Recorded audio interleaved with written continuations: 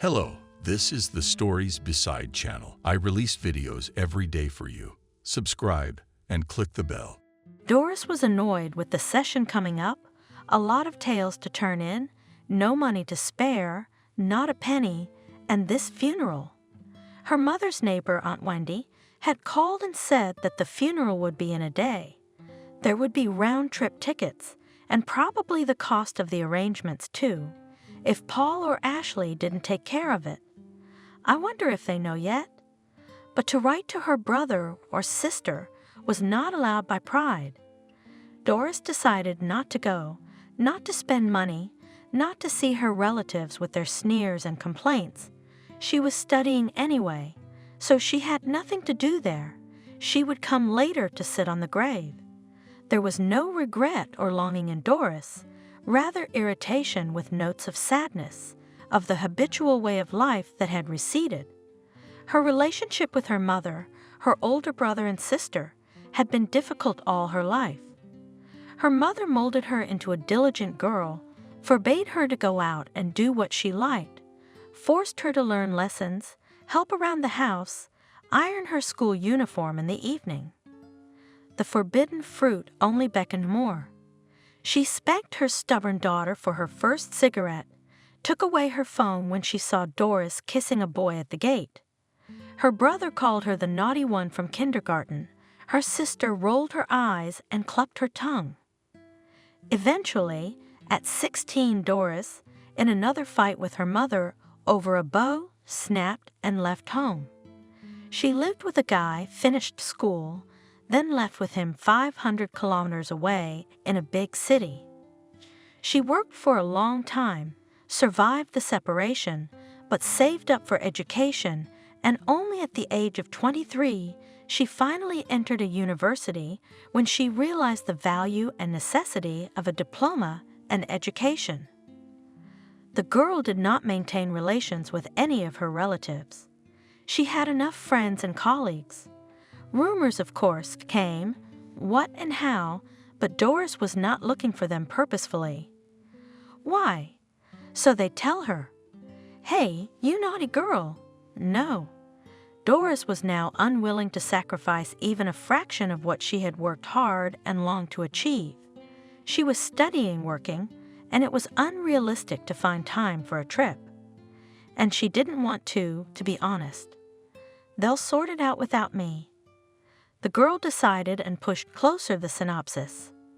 Ashley's mother had failed to mold a decent girl. Unlike her straightforward younger sister, she had a cunning, dodgy character, went head over heels, and wasn't afraid to use methods that seemed dirty to others. So, without much connection or higher education, Ashley became running a small travel firm by the time she was 28 in the capital. She had a short haircut and generally looked very apathetic, with tattoos all over her arms, brightly colored makeup, and expressively pelted-faced beauticians.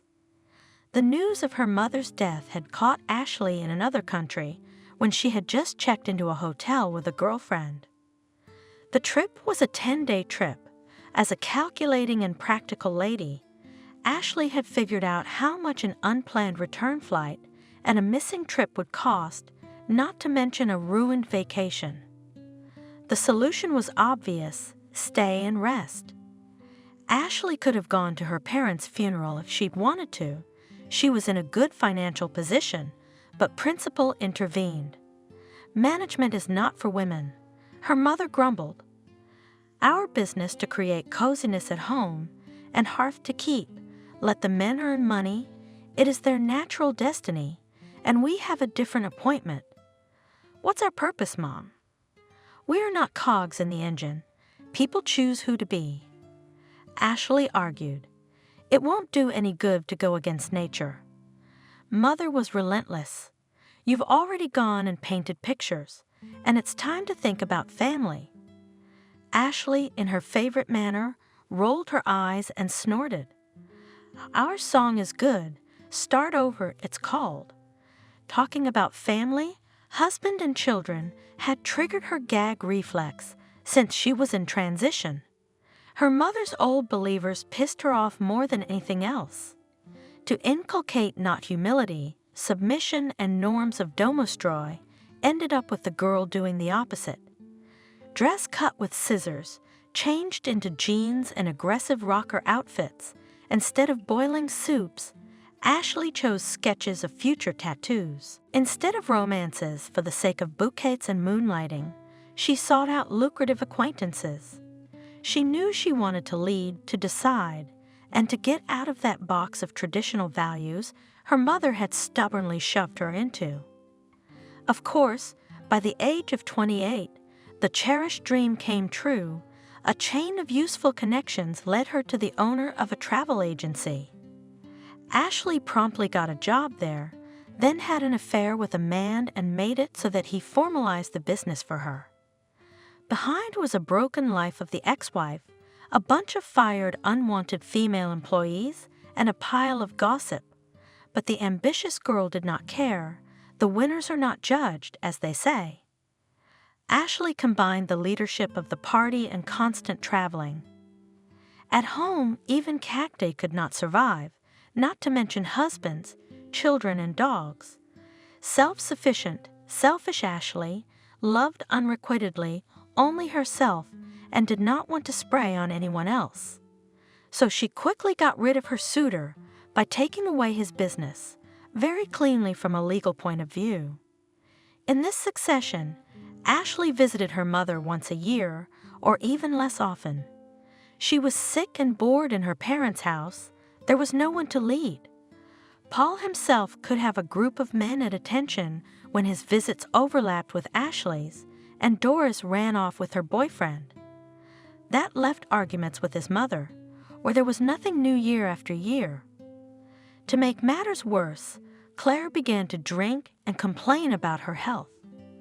Ashley wanted to get out of her father's house as soon as possible to avoid crossing paths and listening to the old woman's complaints. Her brother will sort it out for himself. He's a man, and he's the eldest, decided the apathetic head of the travel agency about the news. She should have been there a long time ago. God forgive her. She thought a little later, but didn't say it out loud so her girlfriend wouldn't hear. If Claire tried to make real women out of her daughters, she tried to raise a real man in her son. But again, everything turned out to be a mess. Paul, from a small age, was forced almost everywhere to solve his problems by himself, to stand up for himself and not to roar. If Ashley and Doris' mother nagged standard feminine admonitions, then from her son required steadfastness, firmness of character, stubbornness, and determination. In the end, it paid off. Paul really was a leader in the class, the head of the class and the first in studies, but in the shadow of achievements hid callous heart, despotism, narcissism, and indifference to other people's problems. He could make caustic jokes about ugly classmates who secretly counted on his interested look, could shout at his sisters and his mother herself. Doris all childhood hid from her brother in corners. When he came home and in bad spirits, did not understand other people's tears because of a bad grade or worldly injustice. After school, the guy went into the army and decided to become a military man for good. For status and benefits, he married a shy girl from the backwoods, made a baby, and by the time he was 30, moved to the coast with his family. It remained only to guess what was going on at Paul's house, because his wife did not dare to say a word against him. Only a shadow in a dress looked out from behind her husband's back. The fool was clear that he walks from his wife and generally feels his full power and impunity. Paul came home mostly because of some paperwork issues. He knew that the mother began to be friends with the bottle, but limited himself to rare duty calls and sending money with the words, "Here, go to the doctor."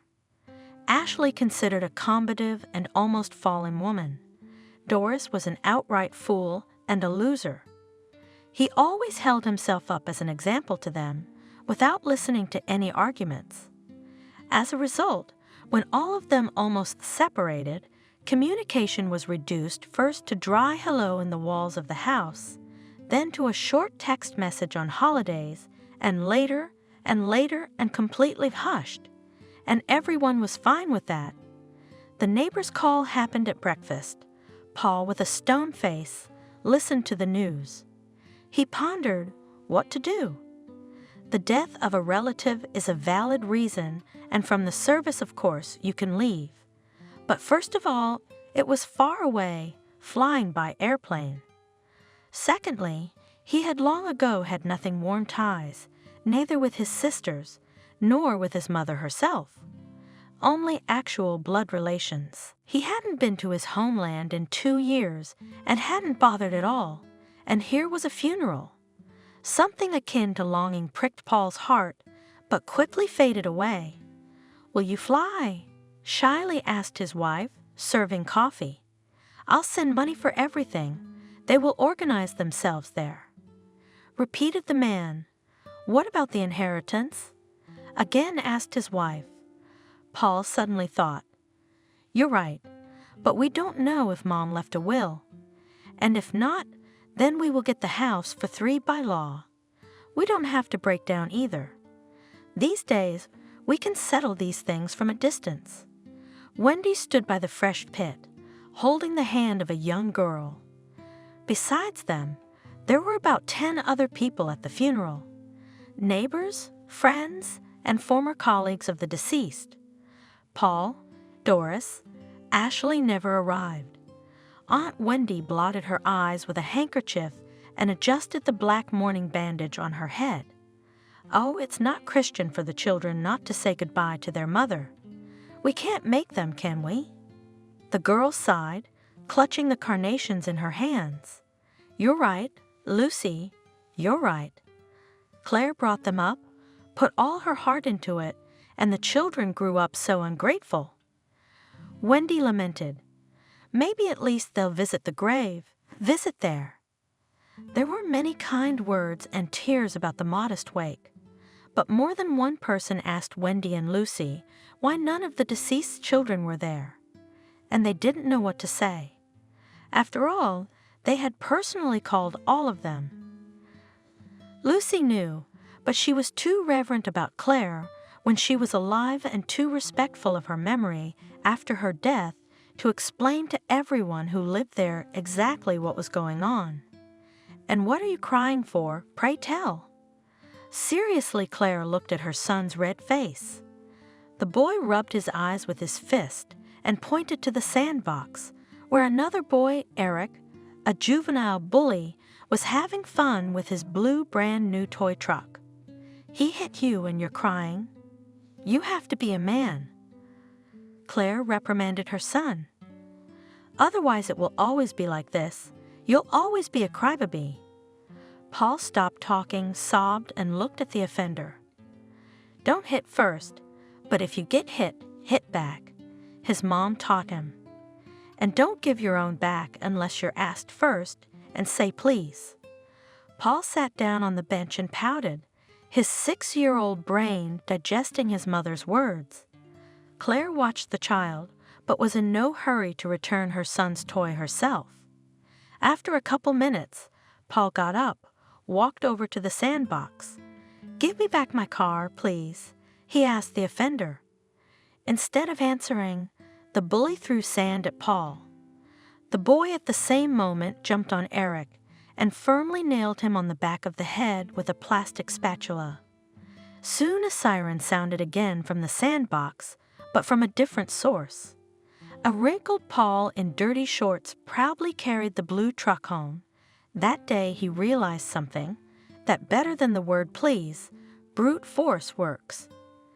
At the time, his father was still living with them and was also doing his part in raising their first child. He forbade imposing female duties and household chores on his son. He said that a man should learn to earn and fight, wash pots, iron laundry. He would have a wife.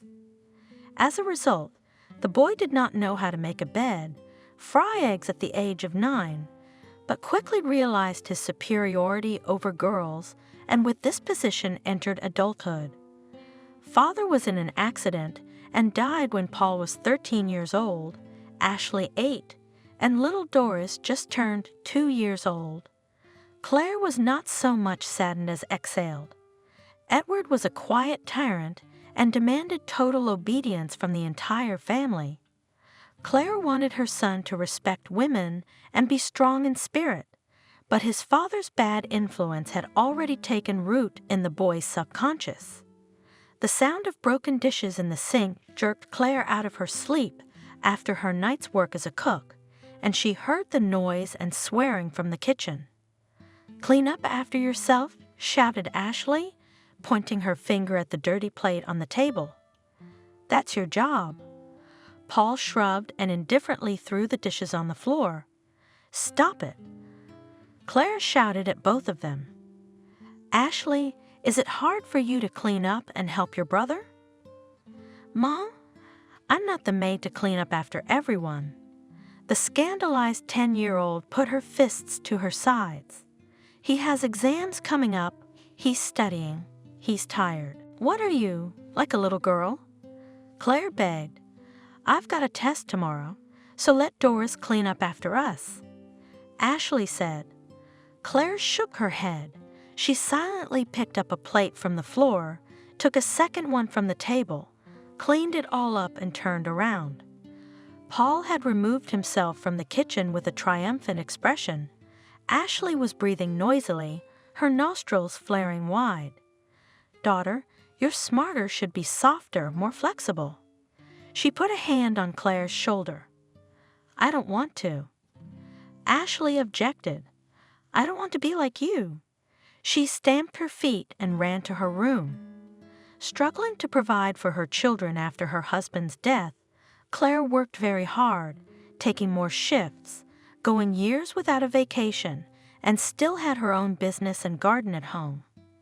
No personal life, no hobbies, no hobbies. Claire lived for her children and the desire to give them the best education, summer camp, clothes, goodies, toys. She would buy something for herself when a previous item wore to holes or ripped. One day a woman was getting ready to go to a parent-teacher conference for her 11th grade son. Paul looked around at the mother. Stompy shoes, a stretchy skirt with an old oil stain, a linty blouse, and a late 90s fashion jacket. The guy wrinkled his nose. "Don't go, I'll say you were working." He stopped the woman who was about to leave. "Why, son?" Claire, perplexed, matured at the offspring. "They'll think we're begging," Paul replied briefly. "Don't embarrass me, Mom." The woman froze on the doorstep. She had barely gotten off work to hear about her son's progress from the teachers' mouths. Claire turned to the narrow mirror on the exit and glanced at her own reflection. In front of her stood a tired, unpleasant-looking lady with bags under her eyes. "Go get some rest." Paul took his mother by the elbow. "I'm not a bigot. I won't be scolded for sure, but you already know that." Claire returned to the room, and tears came to her eyes, and then sleep washed over the exhausted woman. When Paul left for the army, Ashley was 14 years old. She had hoped her daughters would be her helpmate, but the exact opposite had happened. Ashley's transitional age began to manifest itself early, but very clearly. It was immediately clear that the paternal genes had left their imprint here as well. The girl was hysterical on any occasion, closed the door, crooked her face at any attempts of her mother to impute some morality to her.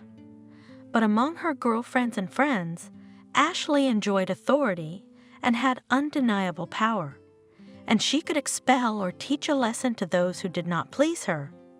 "You can't do that, daughter." Claire sighed as she listened to Ashley's boastful tales. "You'll make enemies." "I can," the girl replied. "You can't." "I can. Are you going to torture your husband like this?" "He'll run away in a week."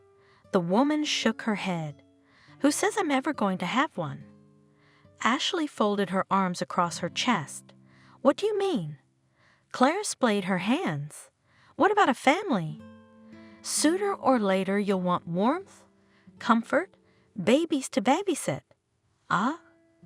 Gross. Ashley grinned. I've seen enough of you, thank you. I'm fine. There are more interesting things in life than cleaning a man and feeding a baby. The conversation was over. Claire had asked herself many times why the children had grown up the opposite way, not the way she had raised them. Instead of love and understanding and respect, selfishness and ego gurgled in everyone. Paul stayed to serve under contract and enrolled as a correspondence student at a university to qualify for an officer's rank in the future. He hardly ever called, and when he picked up the phone, he waved off that he had no time to talk. Ashley, by the end of high school, was more concerned with her own appearance than with grades and exam preparation. She moonlighted in different places to do tattoos and fashionable haircuts. The first Claire for a long time did not know about, the second accepted with a stretch, calming herself that the hair is not teeth, will grow back. And she saw the pictures on her daughter's body when it was already late. A piece of work popped out from under the sleeve of her t-shirt. What? Ashley asked snidely, watching her mother stare at her arm in horror. Do you want to see the whole thing? The girl took off part of the t-shirt. A grinning dragon in mottled colors and bright spots stared back at Claire. Why? Why, you tell me? The woman frustratedly sat down on a stool. I wanted it so badly. Ashley shrugged her shoulders. I like it. It's not right. Claire muttered. It's a lifelong stigma for a girl. You'll be seen as you know who. A decent guy doesn't need a coloring book. Mom! Ashley bellowed. I've argued this 1,000,000 times, and I'll argue it 1,000,000 times for the first time. It's in your childhood.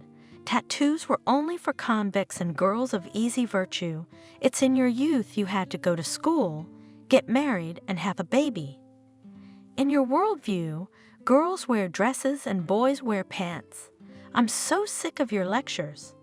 She threw the dirty rag that was wiping the table against the wall and ran off to her room. And in the evening, Ashley ostentatiously dumped her shredded skirts and dresses on the carpet in front of her mother. Now you can't make me wear this if you want to. She kicked the pile of rags angrily with her feet. I've seen these traditional feminine values in the furnace. Claire was no longer arguing. Her daughter was tormenting her with her behavior. She drank like a glass of water to dry. She only hastily wiped away a tear when she saw in a pile of rags the blue dress she had bought her daughter for the prom.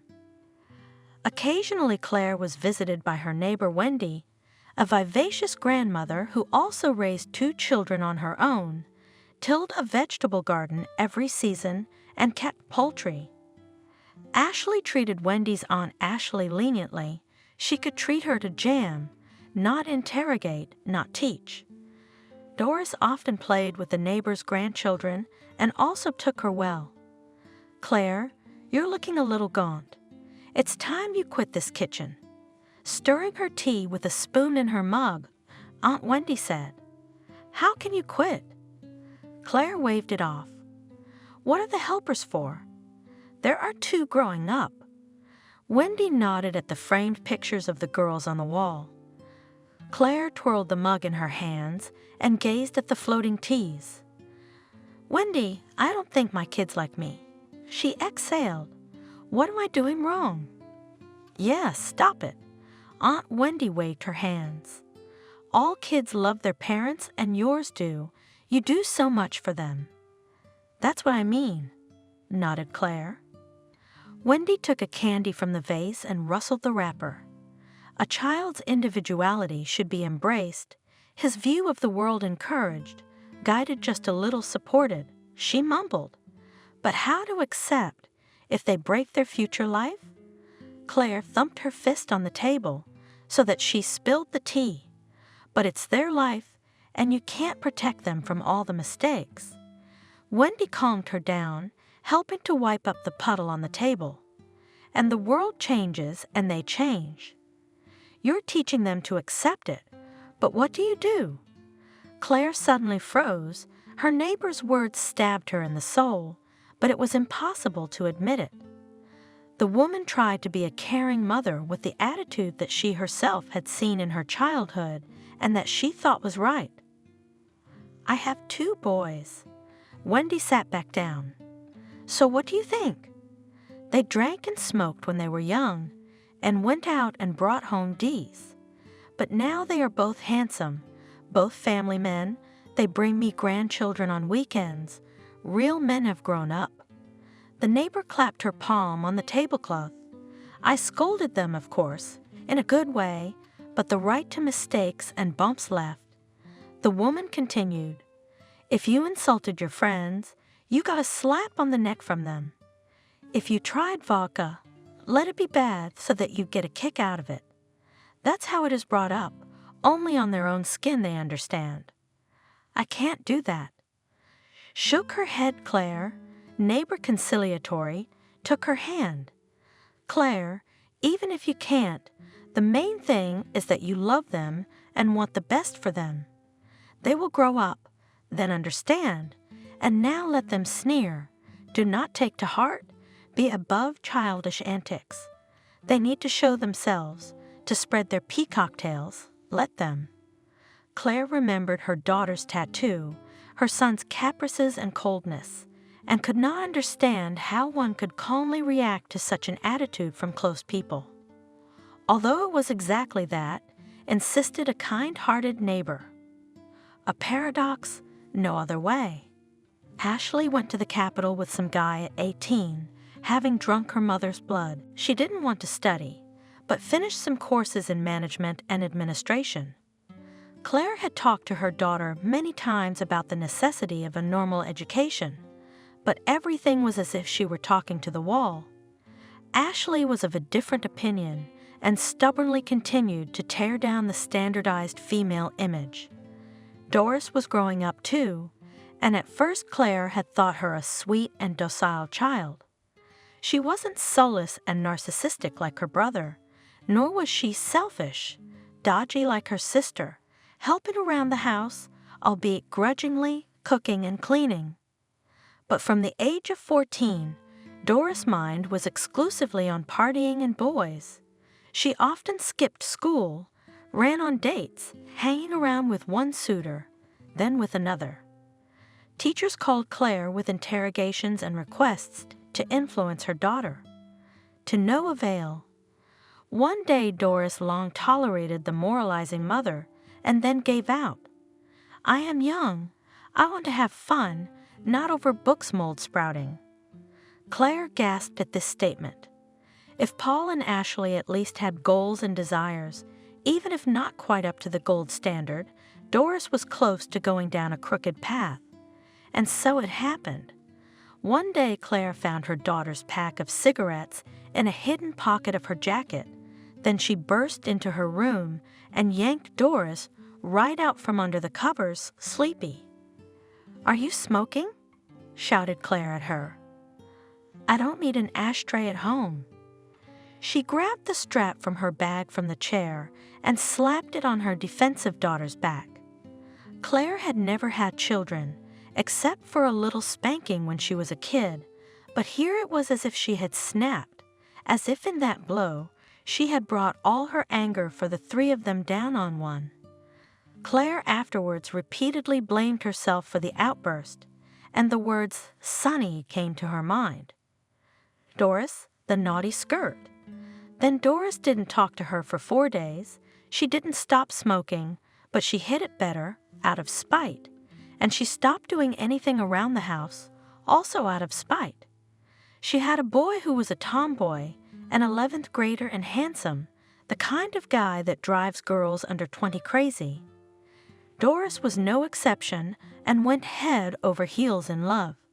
Jack didn't do well in school, but he secretly drove her around in his dad's Ford at night.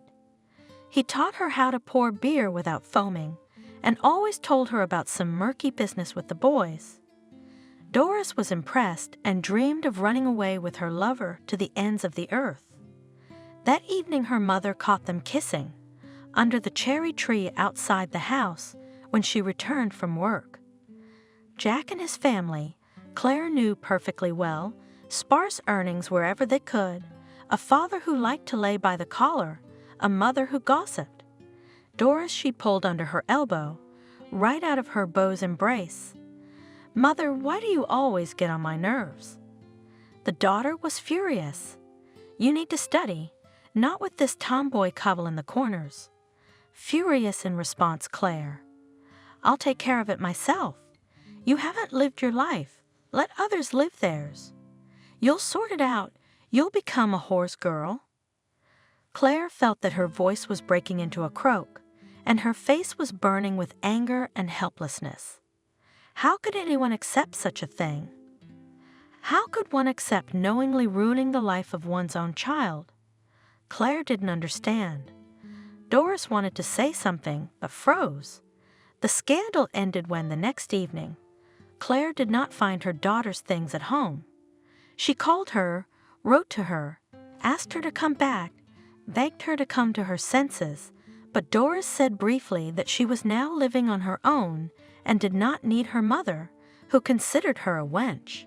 So the woman was left alone in the big house. And the other will say that live and be happy.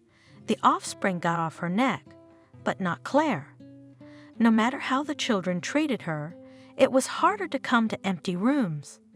She called both Paul and Ashley, but they didn't like to talk for long, saying they were busy.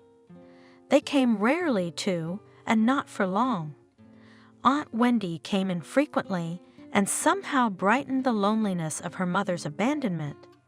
Claire even got a cat to keep her from being bored, but it could only listen and meow back. Soon the long hours on her feet and the age of 55 made themselves felt. On examination, the woman was told about a whole bunch of problems: varicose veins, cardiovascular disease, joints. Gradually, Claire herself did not notice how she began a friendship with the bottle to brighten the loneliness and drown out sad thoughts. Aunt Wendy entered Claire's house and found the mistress asleep in the kitchen at the table. The woman roused her. Lately, Wendy was very worried about the state of the neighbor. She became unsociable, constantly crying. Even the house began to fall into disrepair. Wendy tried to visit more often, but she couldn't stay away. She was in her 70s. "Claire, come up, it's morning." She shook the yawning and mumbling landlady, who jumped up, looking around and then shamefully hiding the wine bottle behind the table. "You've had enough of living alone," said Wendy, as Claire cleaned herself up and began to prepare breakfast. "Who needs me?" She waved me away. "Men look at young men, and I'm old." Wendy smiled, though she meant something else. "Men, it's a matter of time," said the neighbor. "And I think you need help and company." "My helpers are gone." Claire sighed, setting the cocoa down. "You're going off the beaten path again, aren't you?" Wendy scolded the woman. "I have an idea how to help you so you can have more fun without this happening." She kicked an empty bottle under the table. One of Wendy's sons often supplied orphanages with goods and other aid from concerned countrymen. Orphans on reaching adulthood were supposed to be given apartments under the state program, but in practice, some waited years for them, and some did not get them at all, and somewhere to live. "There's a girl named Lucy," Wendy told me. "Pretty girl, but she didn't get an apartment and had a baby at 19. Now she's scrounging around, can't live in a shelter, and you know how hard it is with kids to earn money for a rented place. It's a shame for the girl." "I still don't understand where you're going with this, neighbor." Claire listened attentively. "I'm saying that you should take her in and help her with the household, and she won't be bored, and you'll do a good deed. You won't work forever. You won't cook soup in this canteen, and I would have Lucy on old ties, in a kindergarten as a nanny. Wendy finished. Claire frowned. She didn't like the prospect of letting a stranger with a child in the house. But on the other hand, Wendy was right. She was already going crazy with loneliness. It wouldn't get any worse. "Do you vouch for her?" Claire asked her neighbor. "If I didn't, I wouldn't even be having this conversation." Aunt Wendy nodded. "I've known Lucy for a long time, and I even wanted to adopt her, but they didn't approve of it. So let her help you and live with you," said Claire. Wendy looked carefully into her eyes, looked warm and understanding. "Claire, I take her away from you, but you need her more. I can see that."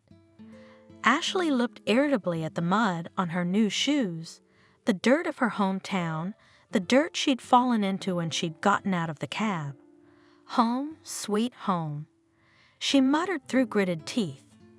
Ashley didn't intend to stay here long, and the next day she had a plane to the capital, so she stayed in a hotel. She was mentally preparing herself to meet her relatives, her older brother and younger sister. After all, Hi, I can't say the same about you. Paul looked at his sister with a glare. He didn't like her haircut, or the tattoos already on both arms, or the lemon-colored stiletto shoes, or the red pants peeking through the semi-transparent blouse. Ashley appreciated the look and rolled her eyes, but quickly regained her neutral expression. They exchanged short phrases about life, the weather and nature, and waited for the last person to arrive. Surprisingly, there was almost no longing or sadness in the words of these people, only a poorly concealed irritation at having to break the usual way of life. No one even thought of going to the cemetery to say goodbye to the deceased. She's a maverick in her repertoire. Paul grinned, lighting another cigarette. She was told to come by 12 o'clock, so it's already the beginning of the first, and she's not here. She's probably wondering where she woke up today. Ashley chimed in. Probably mocking her little sister was the only thing she and Paul had in common. Soon a cab pulled up in front of the office, and a disheveled Doris jumped out, her hair in a ponytail, her crumpled t-shirt poking out of her jeans. "I guess you were right." Whispered in Ashley's ear, Paul glanced disdainfully at his relative. "You're late." Without greeting or ceremony, Ashley confronted her younger sister. "I know." Doris snapped back. "It's not my fault the bus took so long." Ashley rolled her eyes again and brushed her bangs aside. "You'll make it up to me later." Sarcastically, Paul said, already yanking open the doors. "We have more important things to do right now." The notary, looking like a business canary, sat everyone down in their chairs. "First of all, I express my condolences for your loss. The loss of your mother is a great blow. We can go without ceremony." Paul cut him short. "We're busy people. We don't have much time." The notary nodded ceremoniously and asked for the testator's death certificate. Paul pulled the document out of his briefcase and handed it to him. The man ran his eyes over the papers, checked something, made a short note, and finally pulled an envelope from his desk drawer. He showed his signature and the date on it. Mom must have sensed that the document had been drawn up 6 months before she went to the next world. Ashley whispered, not addressing anyone in particular. "Why did she have the nerve to write that will?" Paul replied irritably. "Maybe someone gave her the idea?" Doris suggested, and instantly caught the frown of her relatives. Both of them did not like the idea, for the consequences could be bleak. The second envelope, too, was made out, according to all the rules, with the signatures of the 2 witnesses and the notary himself. In one of the signatures and curlicues, Ashley recognized the hand of her neighbor, Aunt Wendy. The envelope was opened, and at last the paper lay on the notary's desk. The deceased's will was written on an ordinary yellowed sheet of paper from an old notebook, which didn't fit the official office and the situation. While the notary was reading the text, Ashley was nervously tapping her fingernails on the phone screen, Doris was crumpling a candy wrapper in her hands, and Paul was crunching his knuckles. Everyone understood the importance of the moment and waited. I bequeath all my movable and immovable property. The notary raised his eyes at the audience, made an expressive pause. Lucy Clark. Silence hung such that it seemed to hear a fly crawling on the smelt of one of the folders on the far shelf. I take it there is no Lucy Clark here. The notary looked equally surprised at the young people that Ashley jumped up first from her chair. Who the hell is Lucy? What the hell kind of mess is going on here anyway? She rushed over to the table, wanting to see for herself if what she'd heard was wrong or a joke, but her mother's handwriting communicated exactly what had been heard. None of the names of the 3 children Claire had put in the will, and not individually. A complex signature at the bottom, with plenty of curlicues, testified to what was written. Ashley remembered from high school trying to copy it in her diary and failing miserably every time. We're not going to let it go, threatened the notary Paul, who also wanted a bigger piece of the inheritance. We bet we'll sue this Clark, whoever she is. Yeah, sue all you want. The notary shrugged indifferently. My business is done, and don't forget the copies. Under the puzzled, lost, somewhere angry looks of those present, he made 3 copies of the will, certified them, and handed them to everyone in turn. I'll get that Clark from under the ground. Ashley rumbled on the doorstep of the office, not at all embarrassed by the passers-by. It is for her and the house and father's garage and the land where he wanted to build a cottage. Doris curled her fingers in horror. Yes, her mother gave it all to her. Paul spat in the flower bed. I wish I knew for what merits. We'll sue. We'll get every last board in the house. Ashley's eyebrows shot up angrily, her eyes blazing with rage. We will, but don't expect us to share too much. Paul slowed her down. What do you mean? Ashley glared at him. I have a son growing up, and he needs a place to live too. Paul emphasized the word son. And I need to invest in my business. You'll earn your own money for an apartment. Ashley bit him back. Hey, I don't actually have an apartment. I live in a rented one. Doris shouted, listening to her brother and sister squabble. They were both staring at her with eyes that made it clear they were ready to get rid of the 3rd inheritance claimant right there. Doris clutched her head cowardly into her shoulders. The bickering under the door of the notary's office continued. Everyone realized that a quick resolution of the case, delayed for an incomprehensible period of time, and entailed costs and nerves. Meet Lucy, and this is her son. Wendy introduced Claire to the girl standing modestly on the doorstep. She had a 1-year-old baby in her arms and a small plaid bag, poor clothes, but a thick braid on her shoulder and huge blue eyes that still had a certain childlike naivety, a belief in miracles. Claire remembered how children had looked at her with the same eyes a long, long time ago. Lucy, you come in. Make yourself comfortable. Claire will show you around. Wendy pushed the undecided girl into the room. When the guest left, the neighbor asked, Claire, what are you doing out of touch? Good girl, have I ever deceived you? Good, Wendy, good. Claire dismissed it. But I'm not used to it, you know? You gotta look at her. Claire looked at her for a couple of weeks.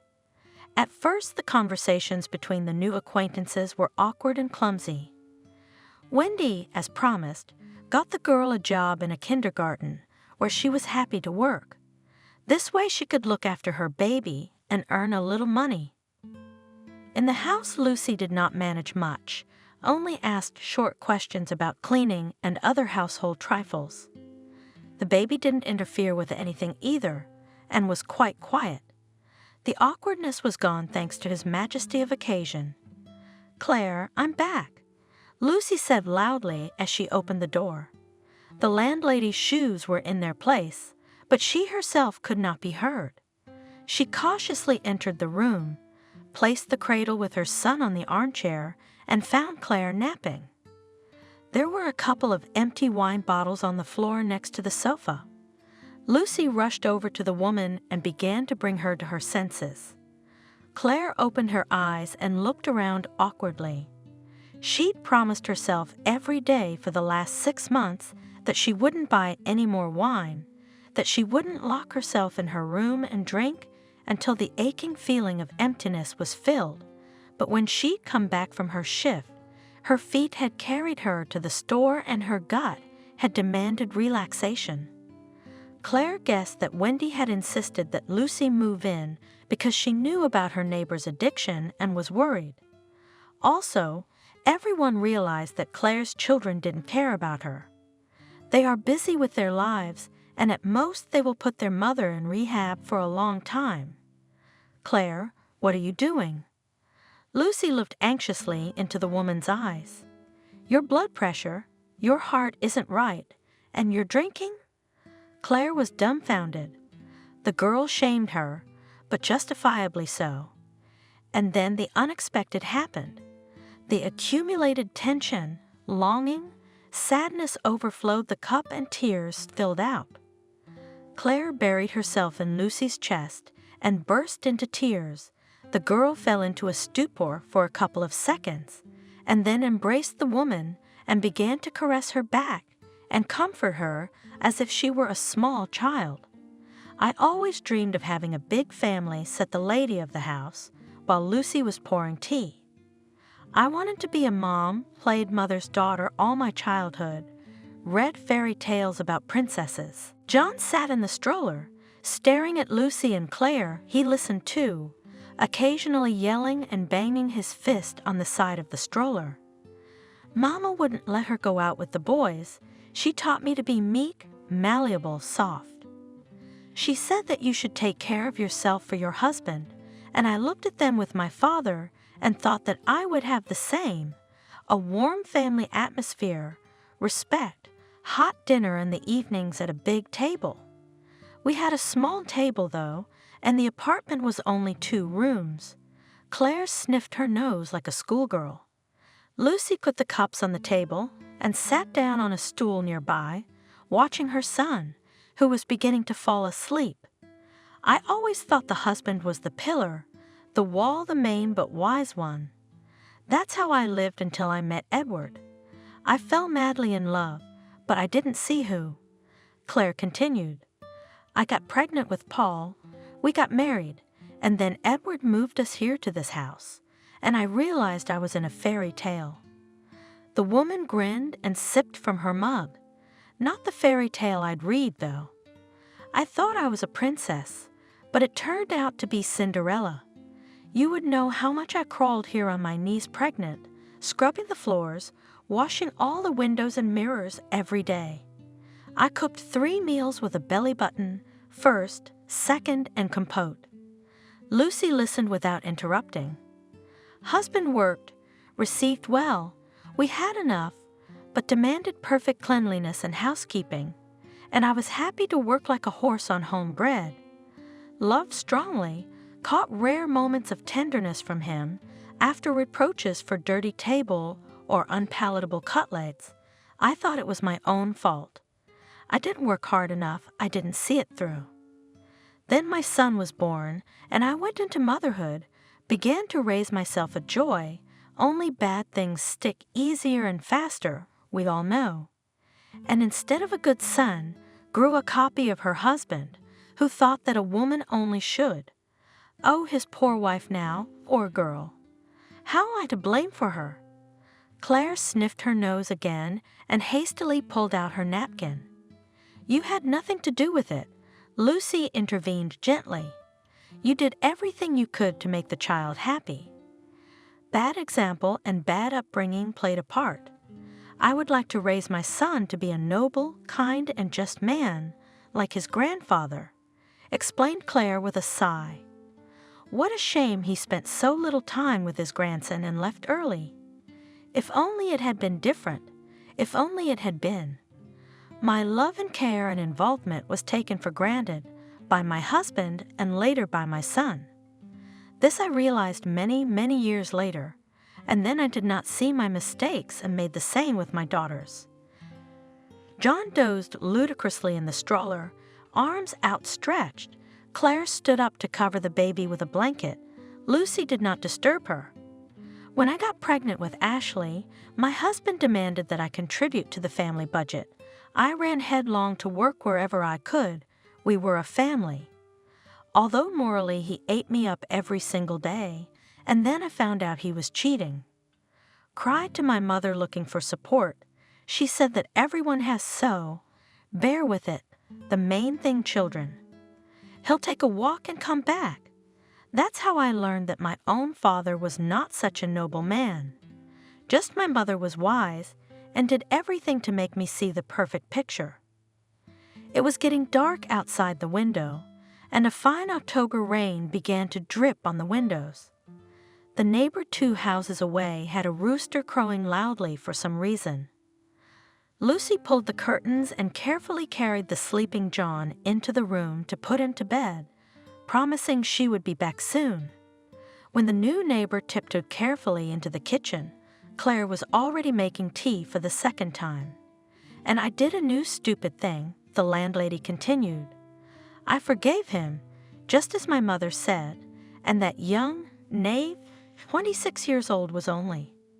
Husband realized that he has over me full power and can in any situation to remain unpunished. He tore through for every speck, for crumpled laundry, for the mess of children, and I obediently tolerated and only scolded myself that bad hostess, bad mother, bad as a woman, and then the 3rd pregnancy. I decided to leave, hoping for miracles once again, but no. In the upbringing of the girls, my husband was stricter, scolded for any disobedience, even the very tiny Doris, and for some reason I gave in. I clogged their heads with marriage, correctness, wise womanhood.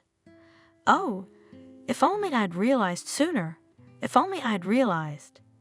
Claire raised her eyes to the ceiling and blinked often, stopping the tears from welling up on her lashes. And when my husband crashed with his mistress, as I found out later, it was as if the rope around my neck had loosened. I myself was surprised that I should be sad and cry, but no, though I had to work harder. I was glad, but so far only that no one else would come to my bed from under someone else's skirt. Quiet humiliation left and my eyes began to clear, but I still lived, indoctrinated by my mother. A woman needs a family, a loving husband his corner. I tried to instill this in my daughters, and now both of them see me as an enemy and my son, in general, as a second-class man. Lucy moved closer, hugging Claire lightly, her shoulders shaking. I wanted so much to bring up sweet, affectionate girls, but I grew up with my lashings, Selfish and Walker. Do you know, Lucy, what is the saddest part of this story? She looked up at the girl. That I realized my mistakes only when they are all gone, and I am aging, lonely, and not needed by any of them. Claire, don't be so nervous. Lucy's calm strokes on my back were soothing. All people make mistakes, but there are no mistakes that can't be corrected. You did what you knew how to do. You loved and cared for them as best you could, and knew how. I'm sure it's worth talking to everyone, and everything can still be saved. Oh, my dear, you think I didn't try when consciousness overtook me. Claire sighed. I called, wrote, invited them to visit. They waved me off, said they were busy. The only thing I got was a couple of meetings with my grandson and money for medicine and doctors. I decided to go to them myself, but they stopped me. I endured, tried to understand, to justify them, but I knew I was fooling myself. I was burned by this feeling of helplessness in front of those I had created. So I broke down. Yes, I started drinking. It's the only way I can take away for a little while the pain of not being needed by my children. All your life you have given yourself and your joy to people around you, your husband, children, strangers, but have you ever been truly happy? Lucy asked cautiously. I don't remember. The woman was silent for a long time before answering. I was happy for my son's grades, for my husband's success, for the children eating well and not getting sick. That's not it, Lucy said. Although, as a mom, I understand you. I too rejoice when John eats and sleeps. It's good, but it's different. When you are happy for yourself internally, genuinely happy. This time Claire was silent for a long time, trying to search for such a long-forgotten feeling in her memory, and found it only in childhood, when her mother brought her a small kitten from work. Claire had played with it for a long time then, cherished and stroked the animal. I think I have long forgotten what it is. She answered quietly. Many people forget, but it is very important to keep the ability to be happy at any age. Lucy smiled. Let's learn it again, shall we? Let's. The woman smiled weakly in response too. Thank you. Surely the neighbor must know who this Lucy is. Ashley reasoned as she sat in the cab, once again cursing at the lack of asphalt and the dirtiness of her hometown. When the fervor for cursing at the notary's office wore off, the trio decided to go to Aunt Wendy's house. She had called with the sad news she also often visited her mother, and her signature was on the envelope with the will. But it was too late. Aunt Wendy had slammed the wicket door shut with an unprecedented swiftness for an old woman. There was a squeal from Doris, whose fingers were nailed, and immediately afterward, Paul's cursing. The company realized that no one else would talk to them here. Their mother's swinish attitude had played its part. Ashley and Paul took some documents and things from their once empty home, and then all three of them left for their respective cities without getting anything. Here you go. Lucy, smiling radiantly, handed Claire a cotton candy stick. For me. The woman was so confused that she stared at the treat, wary or uncomprehending. It was hot, a Saturday, and both of them had the day off. A small circus that had arrived was performing in the local park. Lucy, on the pretext of going for a walk with John, dragged Claire out to walk there. Let's go, let's go. She jokingly hurried the crumpled Claire, already on the doorstep. On the last warm days of October, it was simply a crime to stay home. The woman hesitated at first, then agreed. Claire caught herself thinking that it had been a long time since she had taken a walk like this. All her routes were calibrated for a specific purpose: work, home, store, hospital. She'd somehow forgotten that you could just wander aimlessly like that, for the pleasure of chatting with someone and not constantly looking at your watch. The park had already begun to put on its fall finery. The purple maples sprinkled on the sidewalk a carpet of patterned tree leaves. The soft branches were swaying, where the leaves were golden like a scattering of coins. Late blossoms bloomed in the beds. The sun glistened on their petals like a bead of night rain, and only the Christmas tree stood unperturbed and green among October's orange-red palette. Claire even admired the scenery, sighing at the still warm, but already drenched in fall dampness, air. She remembered long-forgotten feelings of calm, joy, silent, quiet delight, when vanity seemed to be wiped away like dirt from glass. Did you enjoy the performance? Lucy asked. Yes, I haven't been to a circus in probably 20 years, Claire admitted. I never thought you could go there just for fun, without an occasion or your kids. A lot of things are really fun to do for no reason. Supported her Lucy, fixing John's beanie. Who said you needed an occasion to be happy anyway? Claire looked at her, either with respect or with sudden insight. You know, Lucy, you're not at all what I used to think you were, she confessed. The girl laughed. Who did you expect? A wimp with a depressive temper. Well, not exactly. Claire mewed awkwardly. The question confused her. Lucy wiped John's applesauce-smeared hands. They wanted to leave him there. But I didn't let them. I couldn't wait for an apartment, so I rented a room in a communal house on my cleaning lady's salary and child allowance. That's how I fully realized how important it is to be happy, that you just live and perhaps help others to live. And that's why you went to work with children. Claire suddenly guessed. Yes, Lucy nodded. Children still know how to enjoy the little things, while adults are drowning in routine. In some stereotypes, in fictitious frameworks we cage ourselves in, where there is nothing but vanity, problems, and fears. There are very few people who in adulthood can genuinely rejoice and see the beauty around them. She pushed back her braid and pointed with her hand to a woodpecker on the trunk of one of the maples. Claire also noticed the bird with the red barret, which was busily hopping along the bark. You have welcomed me into your home, you have been kind, and I am eager to help you enjoy life again. Lucy said, and you're starting to get good at it.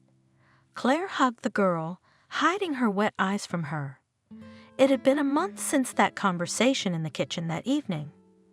Claire had forgotten the last time she'd had a drink, and her house felt cozy and light again, in a way it probably never had before. Maybe it was because both women needed that coziness, and both tried to keep it. Evenings were spent in conversation over fragrant tea or in walks. Lucy told Claire about everything, and the woman was amazed at how broad the girl's horizons were and how much she herself had missed in life. One day the company wandered into the evening park again, and some guy gave both of them a rose. Claire was so embarrassed she didn't know where to put the flower. She finally wanted to come home in the evenings, cook something delicious, hang out with John, listen to Lucy. It was amazing how dear this stranger by blood had become to her. Aunt Wendy sometimes came to visit and watched more and more as Claire survived, as the blush returned to her cheeks and the sense of purpose in her eyes. It was as if Claire had gained a daughter and a grandchild during this time, and no talk of rightness or marriage. How easy it was to accept a man with his special views, his cockroaches, and his experience, and even if Lucy cooked soup differently, cut bread thickly, and scrubbed floors the old-fashioned way, Claire no longer wanted to argue, to correct, to teach, and it was not indifferent resignation, but the very acceptance that she had always imposed on her daughters imposed what she herself did not understand. One day at lunchtime, two men knocked at the wicket of Claire's house, and the landlady came out, looking behind the wicket in surprise. Lucy was at that moment putting John down for his afternoon nap. "Hello, we're from the utility company. We're checking the wiring for connections past the meters." The men introduced themselves and shoved some form under Claire's nose, which she didn't have time to look at. "Everything is legal." She stretched out confused. "If it's legal, we'll check for frayed wires. What if you have a leaky roof?" The danger of a fire due to a short circuit is no joke. One of the guests raised a finger, very determinedly put his foot in the yard. "All right," the woman stepped aside, allowing the workers to pass. The repairmen began to inspect the wires and their location, and then with serious faces looked at the pole, scratched the back of their heads, wrinkled, and as a result they said, "You have one wire here that is not connected to the meter, and the coating on it is frayed. We need to cut it off and look in the house to see if there are any signs of a short circuit, but I don't think I shorted anything. The TV works. The bulbs are intact. Claire shrugged. Tell the firemen the same thing later. One of the men yanked her indifferently. The woman had no choice but to let the workers into the house, and they were very active, climbing along the outlets, picking at the lamps, looking into the panel, studying how the wires were laid. They didn't even take off their dirty shoes. Claire just sighed, propping her cheek with the palm of her hand in the hallway. 10 minutes later, one of the workers came to her again and with a sorrowful face said, "Mistress, there was a leak in the ceiling next to the switchboard and sockets without grounding. You need to repair or share a Kranetz 220 from the kettle or iron in the rain and all." He even made scary eyes for convincing. So how is it? How many years have I lived and everything is quiet? Claire just splashed her hands. You live for so many years and tomorrow it will happen. Her interlocutor continued to frighten her. Suddenly his partner came out of the corridor, and Lucy came out with a telephone in one hand and a heavy glass carafe in the other. "We don't need to change anything," she said sternly, shaking the decanter. "We didn't call anyone. What are you doing, girl? We came to fix the problem." The fifth man, a man in blue overalls, waved his hands. "Troubleshooting that you just made up yourself. Get out, or I'm calling the police." Lucy showed the dialed number on the phone screen. The men squared their heads and looked at each other apprehensively. Claire was dumbfounded, but her hand instinctively found the heavy ladle on the table with which she had recently poured in the soup for lunch. "Claire, these so-called electricians came in with no tools, no paperwork, and a piece of paper from the internet. Call and have them picked up." After these words, the men rushed out of the house, so much so that they almost took out the door. Claire only had time to hear from the yard through the window. "Didn't you say this woman lives alone?" Dear, when her pounding heart calmed down and her breathing became steady again, Claire was already sitting at the table, waiting for Lucy to put some valerian in her glass. "How did you realize that these crooks are not from the communal center?" she asked the girl.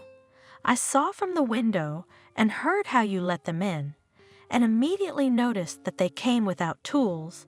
Electricians don't just walk around like that. And they won't come at all if you don't call them." Lucy watched the drops on the neck of the vial carefully, and then one of them dropped the paper they were shoving in your face, and then everything became clear.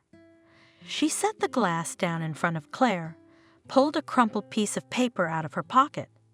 It was a crookedly scanned installation permit from a year ago. "Oh," sighed the woman, "what would I do without you?" Obviously would have been left with no savings. Lucy answered bluntly, "But everything turned out well. But let's change the locks on the gate and the door, just in case." The women became almost kin to each other. Lucy made friends from the young staff of the kindergarten. She sometimes asked Claire to babysit her son while she herself took time out to go to the hairdresser's or to buy some little things. It was a joy for Claire to babysit John. She even thought of him as a grandchild. How different were these happy moments from the few miserable hours she was allowed to spend with her blood grandson. Paul and his wife were constantly criticizing her for everything and literally ripping the baby out of her hands. Things were different with John. He happily collected with Claire-colored pyramids of rings, threw cubes and balls, learned to walk, supported by a caring woman. Lucy would sometimes come and watch from around the corner, watching Claire's reverence for her son. Everyone understood it all, and everyone needed it. One evening, the girl came into the kitchen to take the baby from the mistress of the house and noticed a slight sadness on her face. "What's wrong, Claire?" Concerned, Lucy asked. "Oh, Lucy, my heart aches for my own children." Claire sighed. "I wish we could communicate with them like we do with you." About everything in the world, at least on the phone, but for 6 months they almost do not call and do not write. Doris ignores me completely. Lucy's having second thoughts. I think you can try to establish a relationship with your children, but you need patience. I've put up with an autocratic husband all my life, and I'm sure I have enough patience. Claire gave the girl a serious look.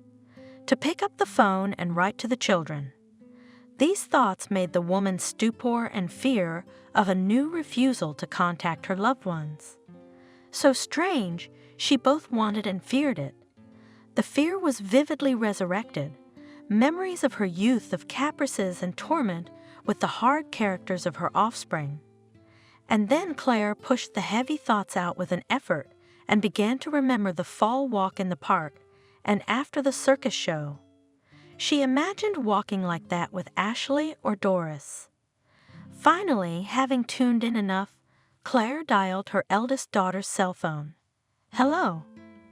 Ashley's voice came through after a series of long beeps. "Hello, Ashley."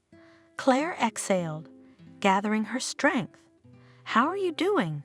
"I'm fine." "Why are you calling?" Her daughter's voice became suspicious.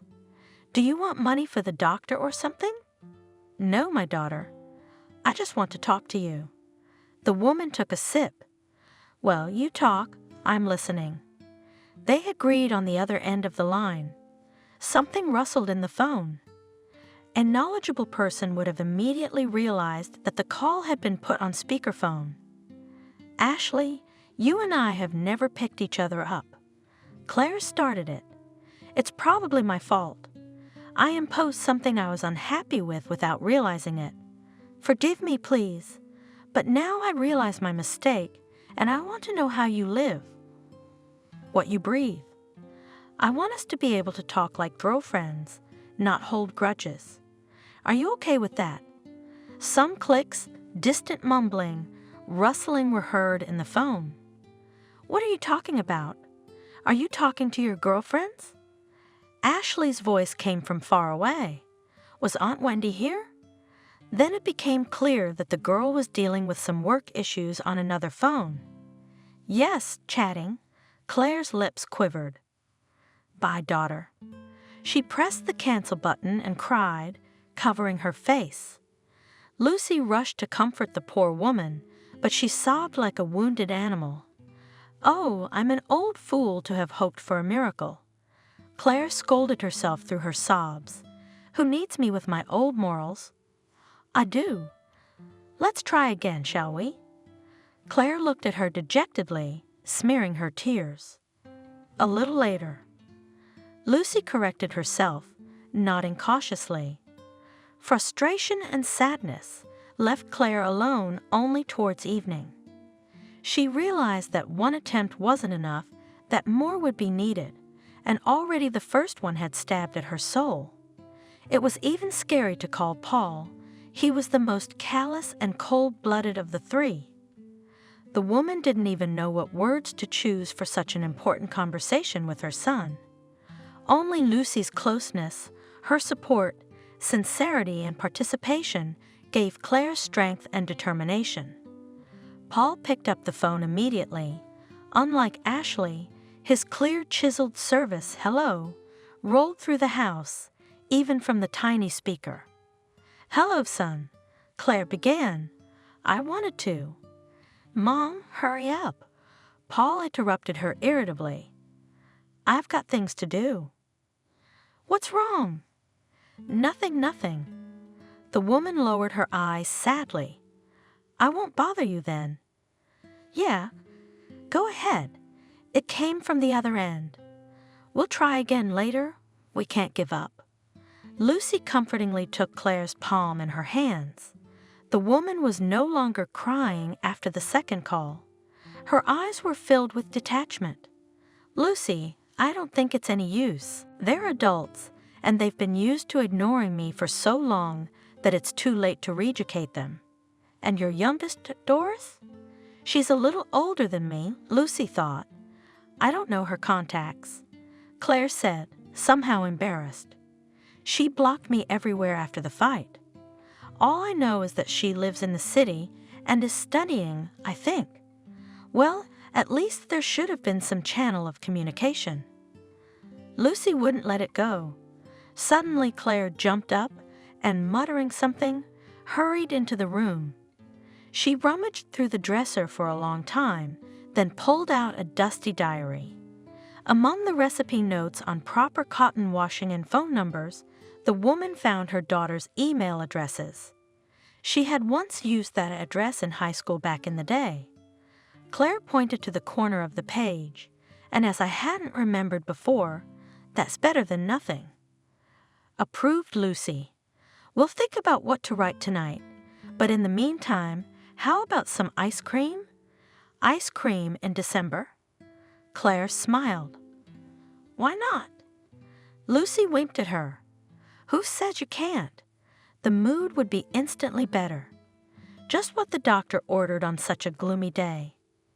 Claire watched with her cheek pressed against her cheek, realizing that Lucy was trying her best to keep her spirits up, but her mother's heart would still ache. Even though she had become like her own daughter, she couldn't undo the mistakes of the past on her own. It's amazing how sometimes common troubles pull together and try on even sworn enemies. After returning to their respective towns, Ashley, Doris, and Paul started a general chat room where they discussed contesting the will. It took a couple weeks to figure out Lucy's identity and get the outside story. Albeit with a creak, the company agreed to split the inheritance exactly 3 ways. Nevertheless, Ashley pestered the lawyer with questions about how to legally get the most of it. The poor guy already regretted that he had tangled with her and mentally cursed all the gods who had once invented the court and inheritance. That Lucy, the orphan with the litter. Ashley's voicemail message. Allegedly nursed her mother for the last year, but there's no paperwork to prove it, which means nothing to her or her offspring. That's interesting. Paul replied. Some left wench with a child, lived on everything ready for a year. Her mother wrote off everything for it. What a ride of unprecedented generosity. Can I also live like that and hop, in a year, another year with an apartment? Doris finished. Ashley clicked her pen irritably, pissed off by the situation. Peace, calmness, measuredness of stable income, partying and recreation shook because of this idiotic will. Now by the efforts of her mother, it is necessary to make a fuss, spend money and time. Yes, relatives know how to put a pig under the door. She stretched under her nose. Even after death. The prospect of sharing did not please either. Communication with brother and sister generally irritated. Paul covered himself with a child, Doris with the lack of a place to live. The first was going ahead, the second was whining like a mosquito itching for breath. Ashley caught herself thinking that she wouldn't mind doing her brother and sister a favor if they were busy solving their immediate problems, here and now, instead of gnawing away at their inheritance. Lucy and John had gone to daycare, and Claire had just returned from her night cook shift. For weeks now, the woman had been plagued by a vague premonition. She had been thinking long and hard, deciding to calculate something in her mind, weighing it, but Lucy hadn't mentioned anything. The woman took a nap for a few hours, thought it over once more, and went to her neighbor's house. Wendy, I want to write a will, she blurted out, sitting down in front of her. God be with you, Claire. Aunt Wendy waved her hands. Are you going to die? I have a hunch. Claire frowned. I don't know. I feel like I should do it now. When Aunt Wendy stopped oohing and aahing over her neighbor's statement, she clarified. It took me a long time to get ready, but I think I'm doing the right thing. Well, it means that you have to call a notary if you're going to do it. Wendy thought. It's impossible to do the procedure without one, Claire confirmed. The women called the notary's office and made an appointment. The notary said that 2 witnesses would be needed. "Don't tell Lucy, please." Before leaving, Claire asked her neighbor. "So I thought Lucy would be the second." She shook her hands. Claire shook her head. "No, we can't have her." Wendy thought for a moment. "I've got a son coming over in those days. Maybe him?" Claire nodded, said goodbye to her neighbor, and went home with a slightly relieved heart. The day before, she had spent a long time composing something else. She had written a lot of pages in an email for her youngest daughter. She scribbled again, then struggled to create an email account for herself with the help of Lucy and slowly retyped the text onto the screen. It had been a week since she'd sent it, but the inbox was just as sad and empty. Lucy had said that sooner or later her daughter would reply, something, a single word. Claire tried to believe. She generally tried to notice more good things around her. It became an acute daily necessity, on the way to rid herself of the colossal guilt and resentment she felt toward herself, her children, and life, and sometimes Claire felt she was succeeding. In the flight of a swift, in the glint of a puddle in the sun, in the warmth of a mug of fragrant tea passed from hand to hand, she gathered the grains of her medicine, and there was someone nearby who always supported and protected the fragile, recovering soul. Ashley drew on all her connections and hired the best lawyer available to challenge her mother's will as quickly as possible. It took several months, but the girl got her way.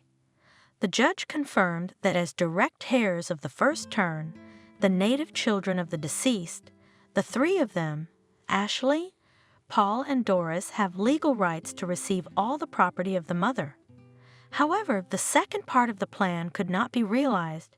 The inheritance was awarded equally to each. Nothing. Ashley rubbed her hands together as she walked out of court. "We'll use our own methods here." The main thing is that the sneaky orphan was left with nothing. That's what the bossy travel agency boss used to do when legal methods were exhausted.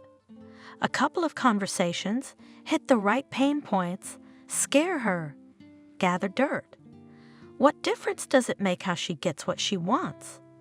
Paul and Doris did not attend the trial. The former cited service, the latter the cost of travel. Ashley alone represented the three, though the interest was more likely to be all hers. The relatives were notified of the entry into the inheritance by registered letters from the lawyer. The girl pondered the course of action. How easier to force the fools, brother and sister, to sell the mother's property as soon as possible so as to hide from them a part of the income from the transaction. Ashley's plans were Napoleonic. She had long yearned to open a second branch of the agency, to exchange her one-room apartment for a two-room apartment closer to the center, and what to say to go to another country. The unfair division of money, not the welfare of relatives. Ashley did not care. What was to say about a strange girl with a strange child? Neither Lucy nor Aunt Wendy were present at the trial. The older woman and the young mother had no way of traveling to the capital, even though they knew what was going on. Lucy was taken aback when she learned that Claire had left her all her possessions. The girl was very confused. She had experienced 2 shocks in 1 month. First from Claire's death, then from her will. The woman had passed away in her sleep. She had suffered a heart attack. Lucy found her on her bed when she returned from work. It was 2 months after the will had been written. Claire had a feeling, and she wasn't wrong, unfortunately. So where is that abstract? Doris muttered irritably to herself, picking at the balls of her laptop. She had been given a study assignment the day before, and she remembered that she had prepared a big report on a similar topic at school. Doris decided to find it, print it out, and turn it in again, so that she wouldn't have to spend time collecting and processing the material again. Ashley had contested the will, and now the 3 of them owned the house, the land, and the garage. Doris was tempted to look for a cozy apartment in the suburbs. She was already dreaming of moving there. What kind of repairs she would make, what kind of sofa she would buy. All the farthest school folders on her laptop had been dug through, and the system search had failed to find anything. Doris was already nervous, imagining a sleepless night of preparing the essay, but her memory obligingly told her that she had sent the work to the teacher's mailbox in the 10th grade. She had to remember the password to the mailbox she hadn't used for a long time. She managed to log into the account after a long manipulation and began to scroll through her inbox with interest. Mostly there were advertising offers, letters from some depressing scammers, archival photos with classmates. Stop! What is this? Suddenly a letter from an unfamiliar address caught Doris' eye. It was strikingly different from everything else that had accumulated in her email box for so many years, and the letter was not so old. It had been sent a little less than 8 months ago. My eyes ran along the lines indifferently at first, but with each word I read, interest, anxiety, embarrassment, realization, and shame grew like a snowball. Hello, my daughter. How are you? I don't know if you will read my letter or not, but I hope you will. I want to apologize for everything from beginning to end, for the upbringing you disagreed with, for my desire to mold you into a copy of myself and condemn you to the same torment, for not paying attention to your inner world, and for the chasm that separated us that evening at the courtyard, turning into years of silence and coldness. I hope you'll forgive me. I realized my mistakes only many years later, but I don't blame any of you three. You grew up to be what you grew up to be, and I'm still secretly proud of all of you, but we made so many mistakes. Resentments, misunderstandings, harshness, and rudeness have divided us all as if we were strangers. How many of your happy moments I missed and did not see, for which now I blame myself terribly. I would never have dared to write to you, my daughter, if I hadn't had help.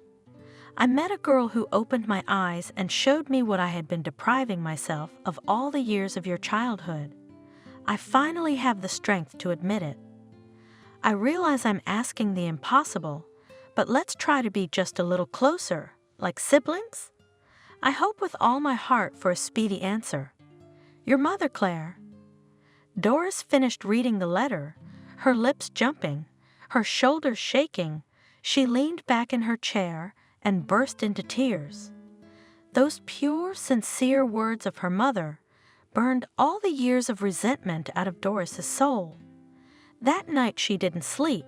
She forgot about the essay, about her studies, about the fact that she had to go to the next day's classes. Doris sat on the floor of the room against the wall until morning, hugging a small plush toy that she had brought from home many years ago, given by her mother on September 1. The toy had been gathering dust under the couch in a bag for years, but today Doris had found it, blown the trash away, cleaned it, and coddled it like a kitten. At dawn, the plush was wet with tears, her eyes swollen, her face flushed. As soon as the clock struck 8, Doris realized it was time, or rather, it was already possible. She frantically flipped through the phone book, looking for Aunt Wendy's number. Finding it, the girl called the older woman, apologized repeatedly and with difficulty, but got Lucy's phone number from her. Fingers trembling, Doris exhaled, hastily wiped a tear from her cheek with the palm of her hand, and dialed the right numbers. Hello, Lucy. You don't know me, but we need to talk. My name is Doris. I'm Claire's youngest daughter, and I want to give you my share of the inheritance.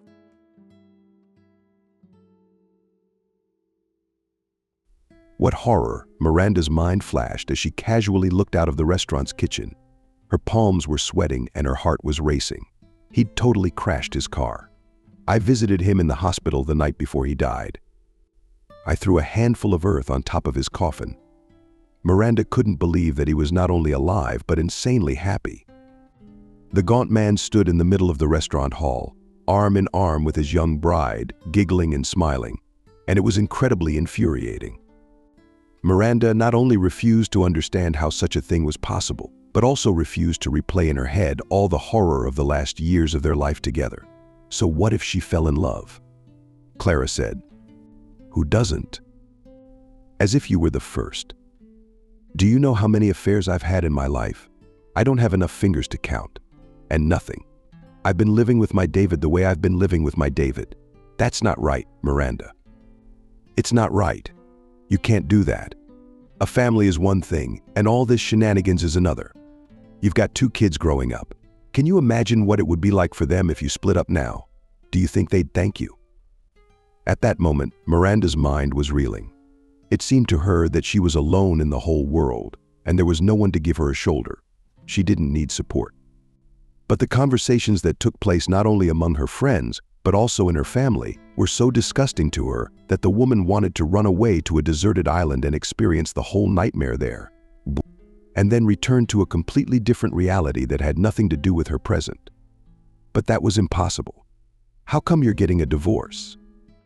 Adriana asked sternly. Are you out of your mind? You've been together for 15 years.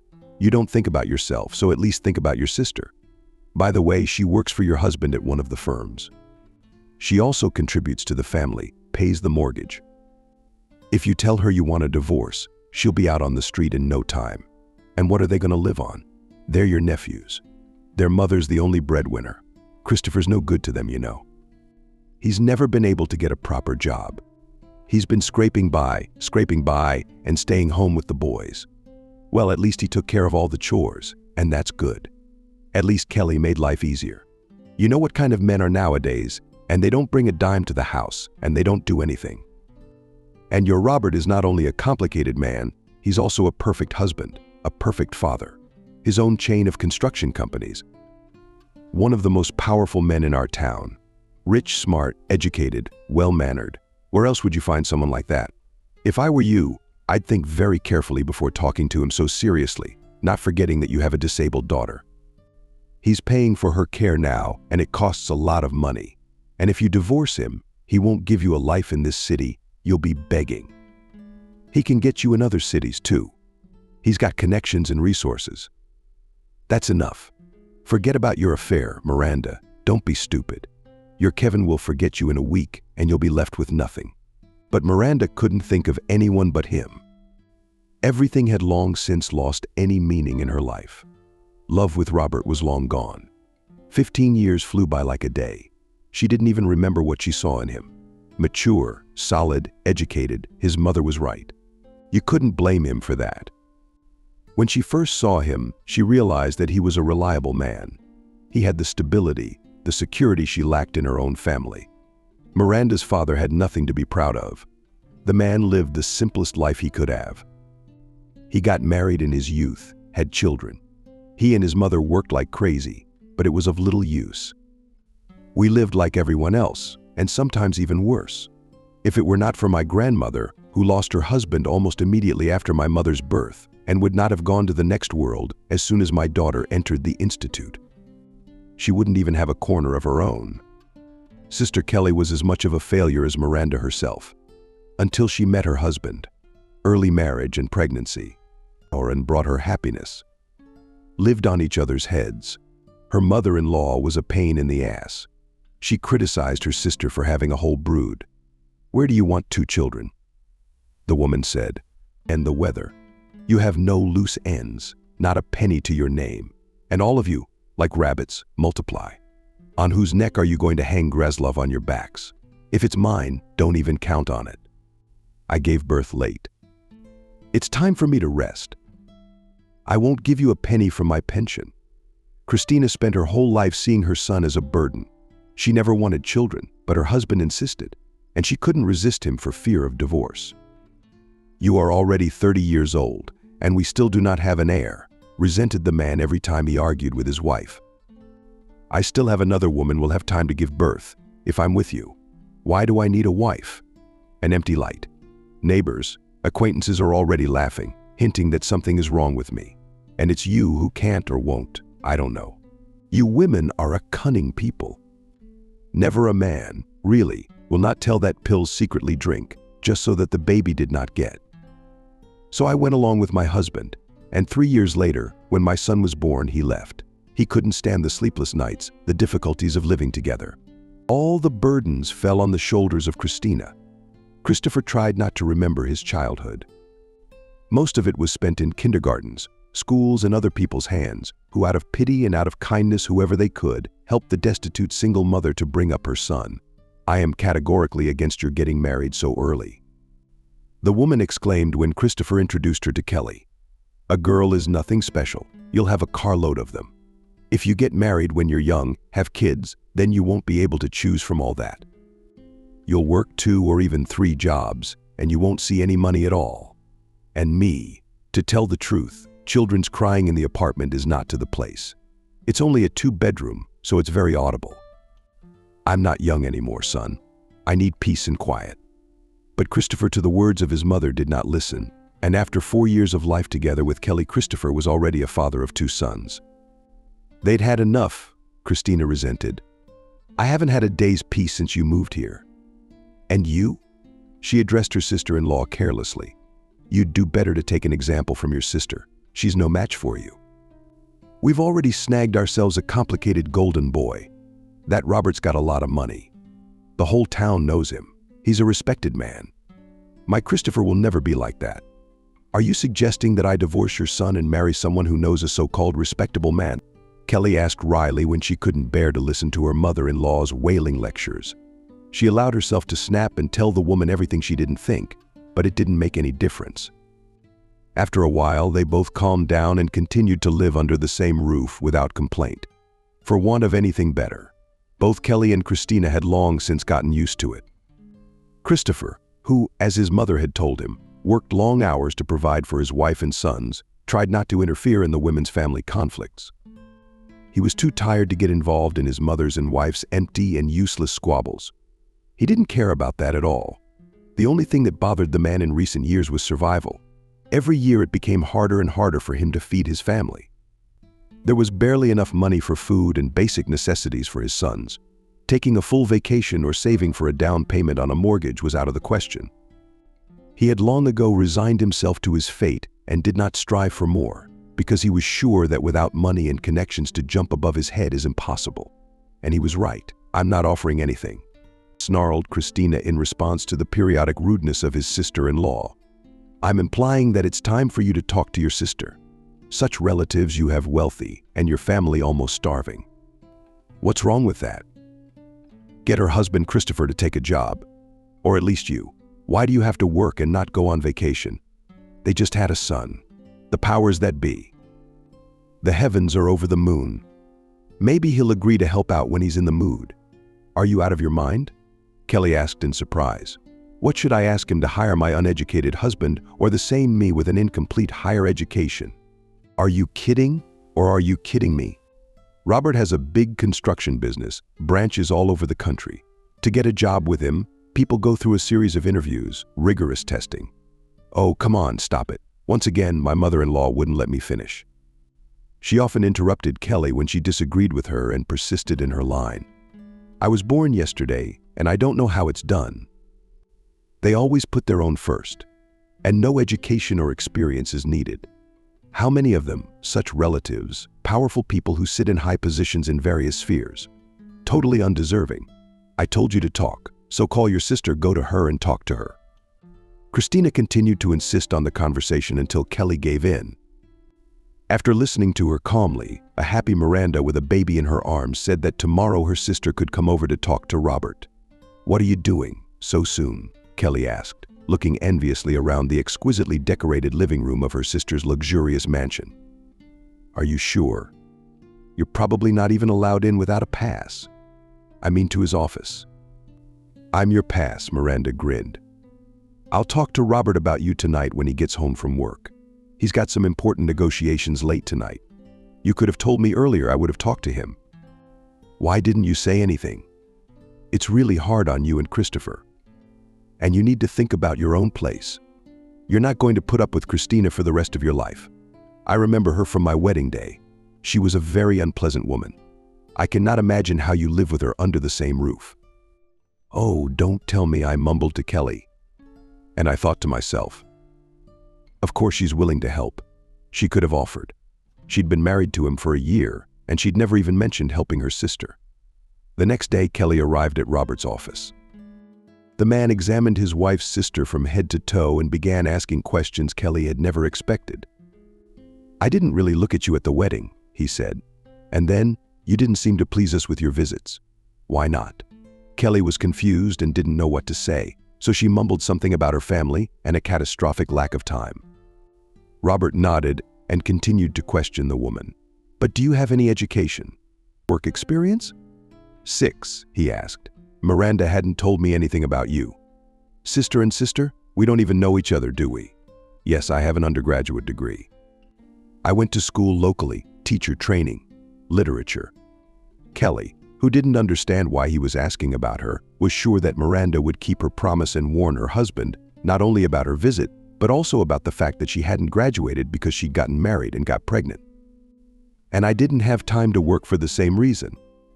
"Well," the man said thoughtfully, "I am ready to hire you too.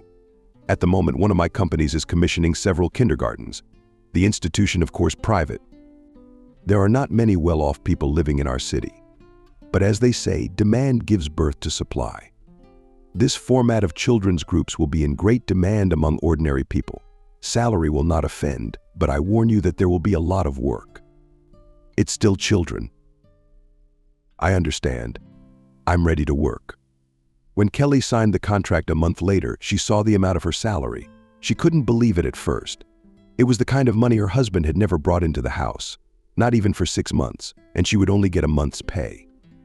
Seeing the woman's rounded eyes, Robert took her hand and, looking Kelly straight in the eyes, said, "But don't be frightened. Don't be frightened. I told you I wouldn't hurt you. I keep my word, and Miranda, it will be calmer that my sister is not poor and after a year of work can finally afford to buy an apartment. It's embarrassing for me. I live in a big house, and my relatives have to hump and count pennies. It's not right. Don't do anything stupid. When you're getting an apartment, come to me.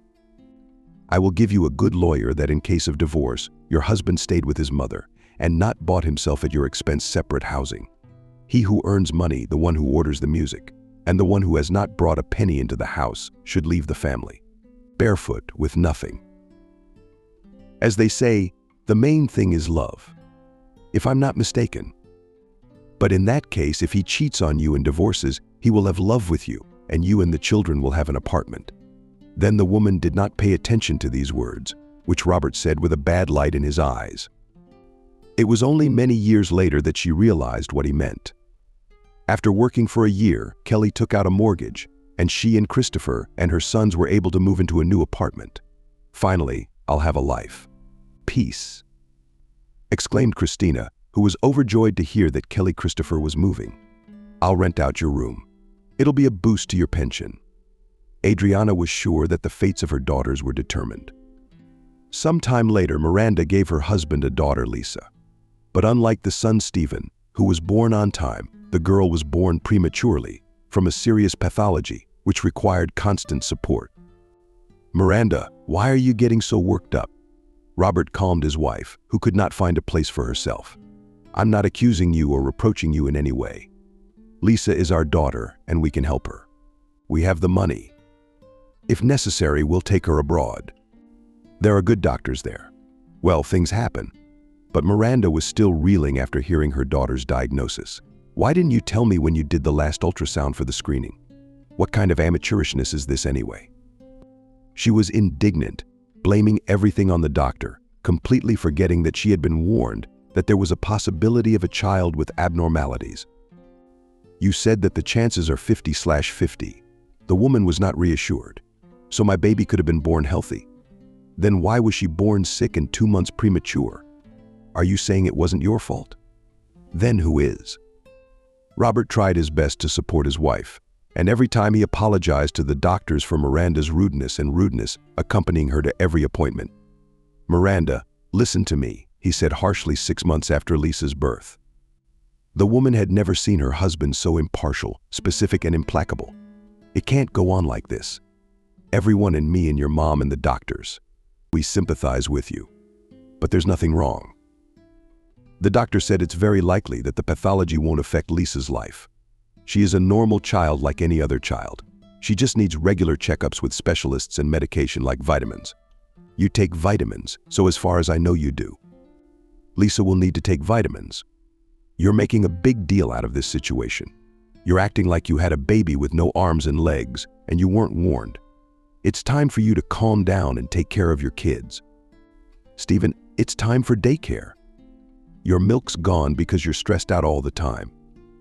And Lisa has to feed, and she's eating formula instead of formula. You need to calm down and get a grip. Miranda did not pay any attention to her husband's tone, even though he had never allowed himself to speak to her like that for the first few years of their life together. She later realized that Robert is not only a strong, purposeful man, but also very cruel and unscrupulous. Every year these character traits manifested themselves in him more and more vividly. And when the children went to school, relations between her and her husband became even cooler. "And I told you, no remedial school," Robert lost. When Miranda insisted that Lisa needed specialist support. "First of all, my daughter is normal. She's not sick, she's not handicapped, she's not feeble-minded, and she can learn on an equal footing with other children in a regular school. Secondly, do you want all the partners, friends to laugh at me?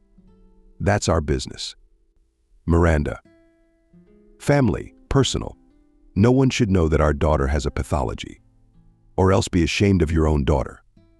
Miranda was shocked by her husband's words. She had never imagined that he could think like that.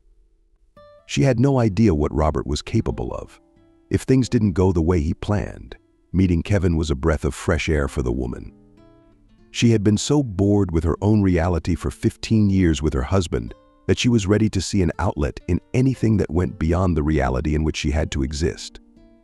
"Sorry, I didn't have time to slow down," said a man about 35 years old as he pulled over and got out of his car to assess the extent of the damage. "I understand I crushed you pretty badly. Give me your card number. I'll wire you the money to repair the car." "No way," Miranda mumbled. It's nothing. I'll take it to the repair shop today." Even so. Kevin looked at the woman from head to toe and noted to himself that she was very well dressed. He was about to meet her, but he saw the ring on her hand and got upset. "Yeah, I guess so. What are you upset about?" Miranda asked interestedly. "Is it the car?" "Don't worry about it. It's really quite all right. In 3 or 4 days, I'll have the vehicle back in top shape. It'll ride like it used to." "No, it's all right. You're imagining things." He gave her his hand and, without even introducing himself, got into his car and drove away. Miranda's soul is left with a strange residue. All day long she replayed in her head that moment of meeting on the road the man did not get out of her head. What was her surprise when fate brought them together again?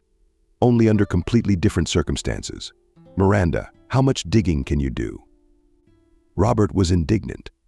"You know how important this meeting is to me. The right people for my new project will be there. The higher-ups. Miranda people, you know? Hopefully something decent." When the man saw his wife's outfit, he got angry. He didn't want to show up with her like that at an important event. "This dress is too revealing and totally unbusinesslike. Put this on." Taking a strict classic suit out of the closet, Robert threw it on the bed and left the room.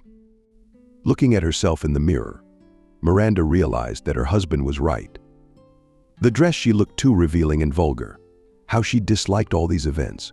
She could only admit that to herself. Because in shifts to say something like that, Robert, a scandal would be avoided. And their family had already had more than enough conflicts lately. After changing clothes in a few minutes, Miranda left the house and got into the car, where her husband was waiting for her. "Well, finally," exclaimed he. "And by the way, I saw that you got a bill for overcharging again." "Miranda, how many times? When are you going to use a driver?" "I'm not sorry, but you're always running into someone, or someone runs into you, or you don't have time to slow down and run into something. It's not a bad thing, and by the way, you have a husband who loves you very much and 2 minor children." She just nodded obediently. She was tired of her husband's moralizing, which each time more and more resembled the remarks of an old father of an unloved man with whom she was on an equal footing.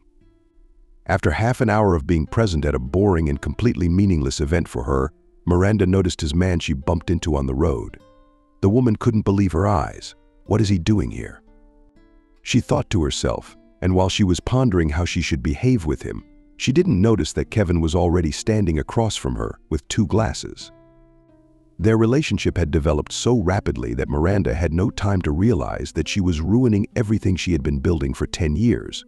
Immediately after the event, sitting next to her tired husband, who was almost asleep at that point, she talked about divorce. "Did you say something?"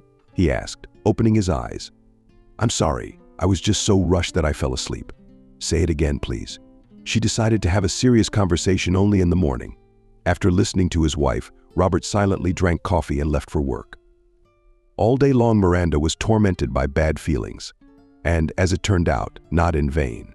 Her husband returned home late in the evening, and entering the bedroom where Miranda was already preparing for bed, said that he was ready to continue the morning conversation.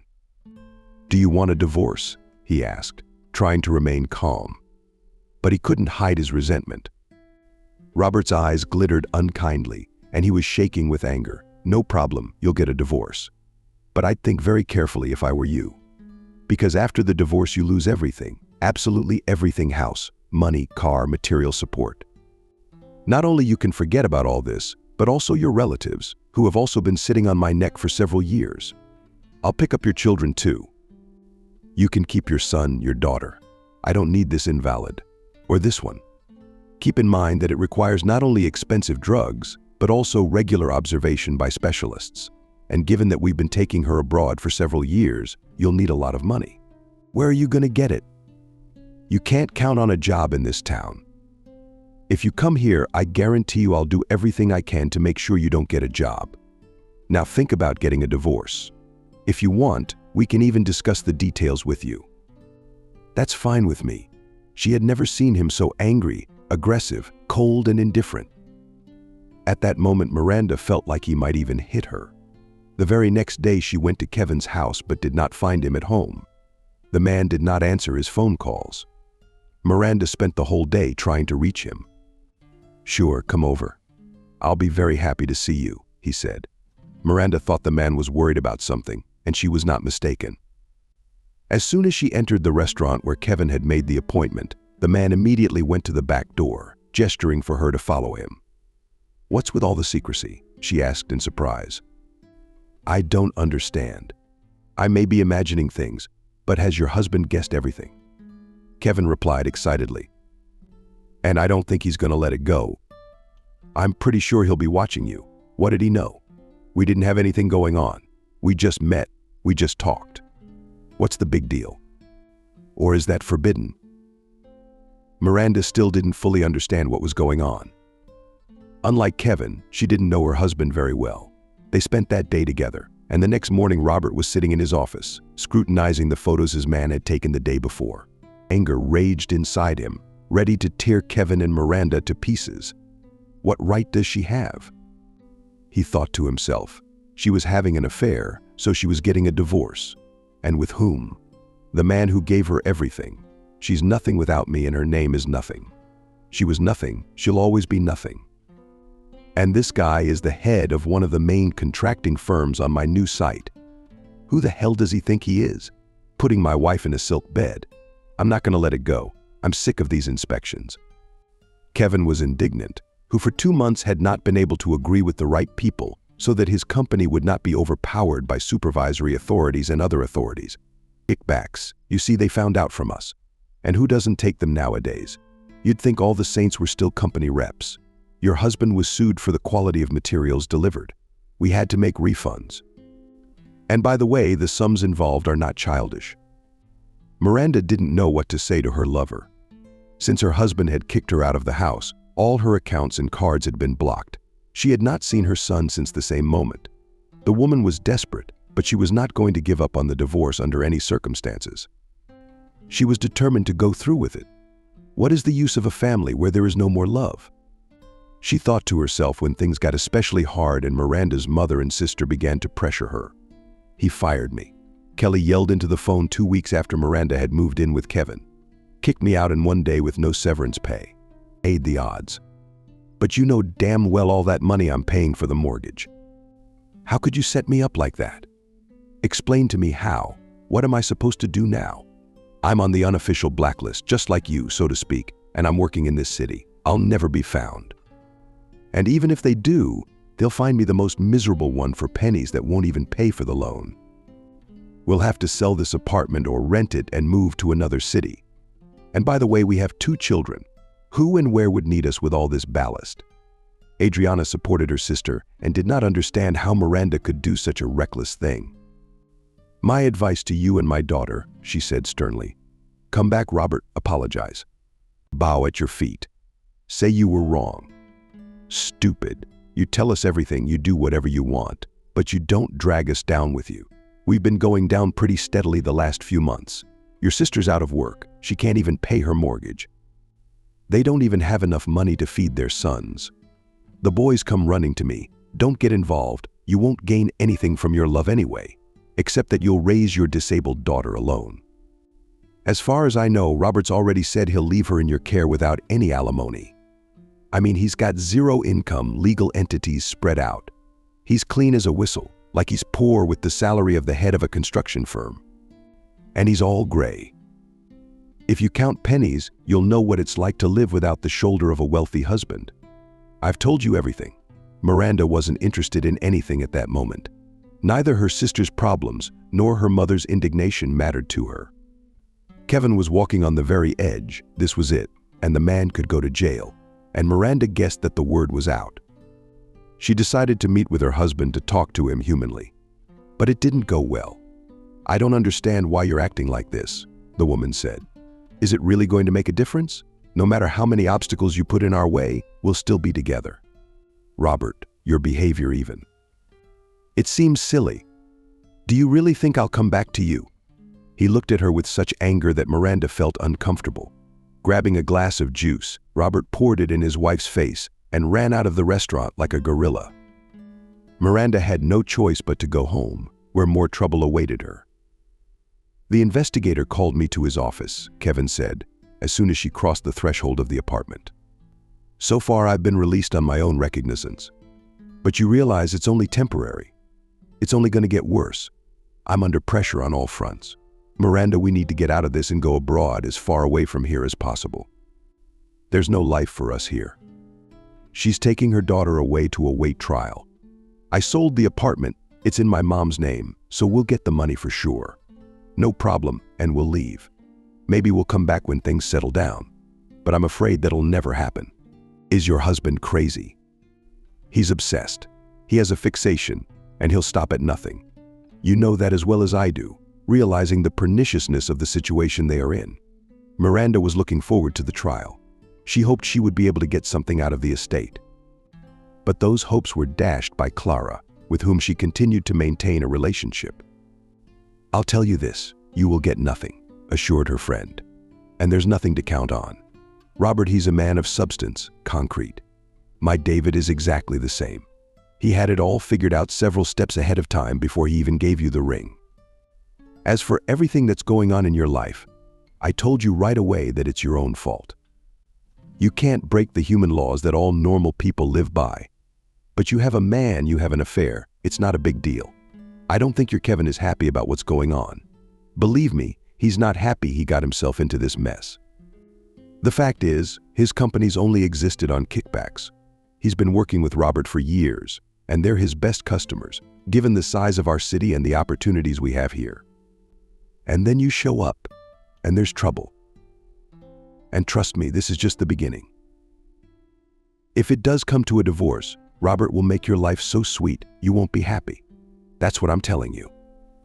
Kevin, like Miranda, also had to listen to regular reproaches. The mother did not understand her son and did not support his actions until things went too far. The woman tried to keep her emotions in check, but when Kevin called her and told her that he wanted to sell the apartment, she told him everything that had been building up in her soul for a long time. Are you out of your mind? Cindy was furious. From what you're saying, you're out of your mind. What foreign country? What are you talking about? What's in your head? Kevin, why would you leave the country with a woman with a trailer like that? Your Miranda and your husband will never end. They have children in common, and not forgetting that the daughter will stay with her.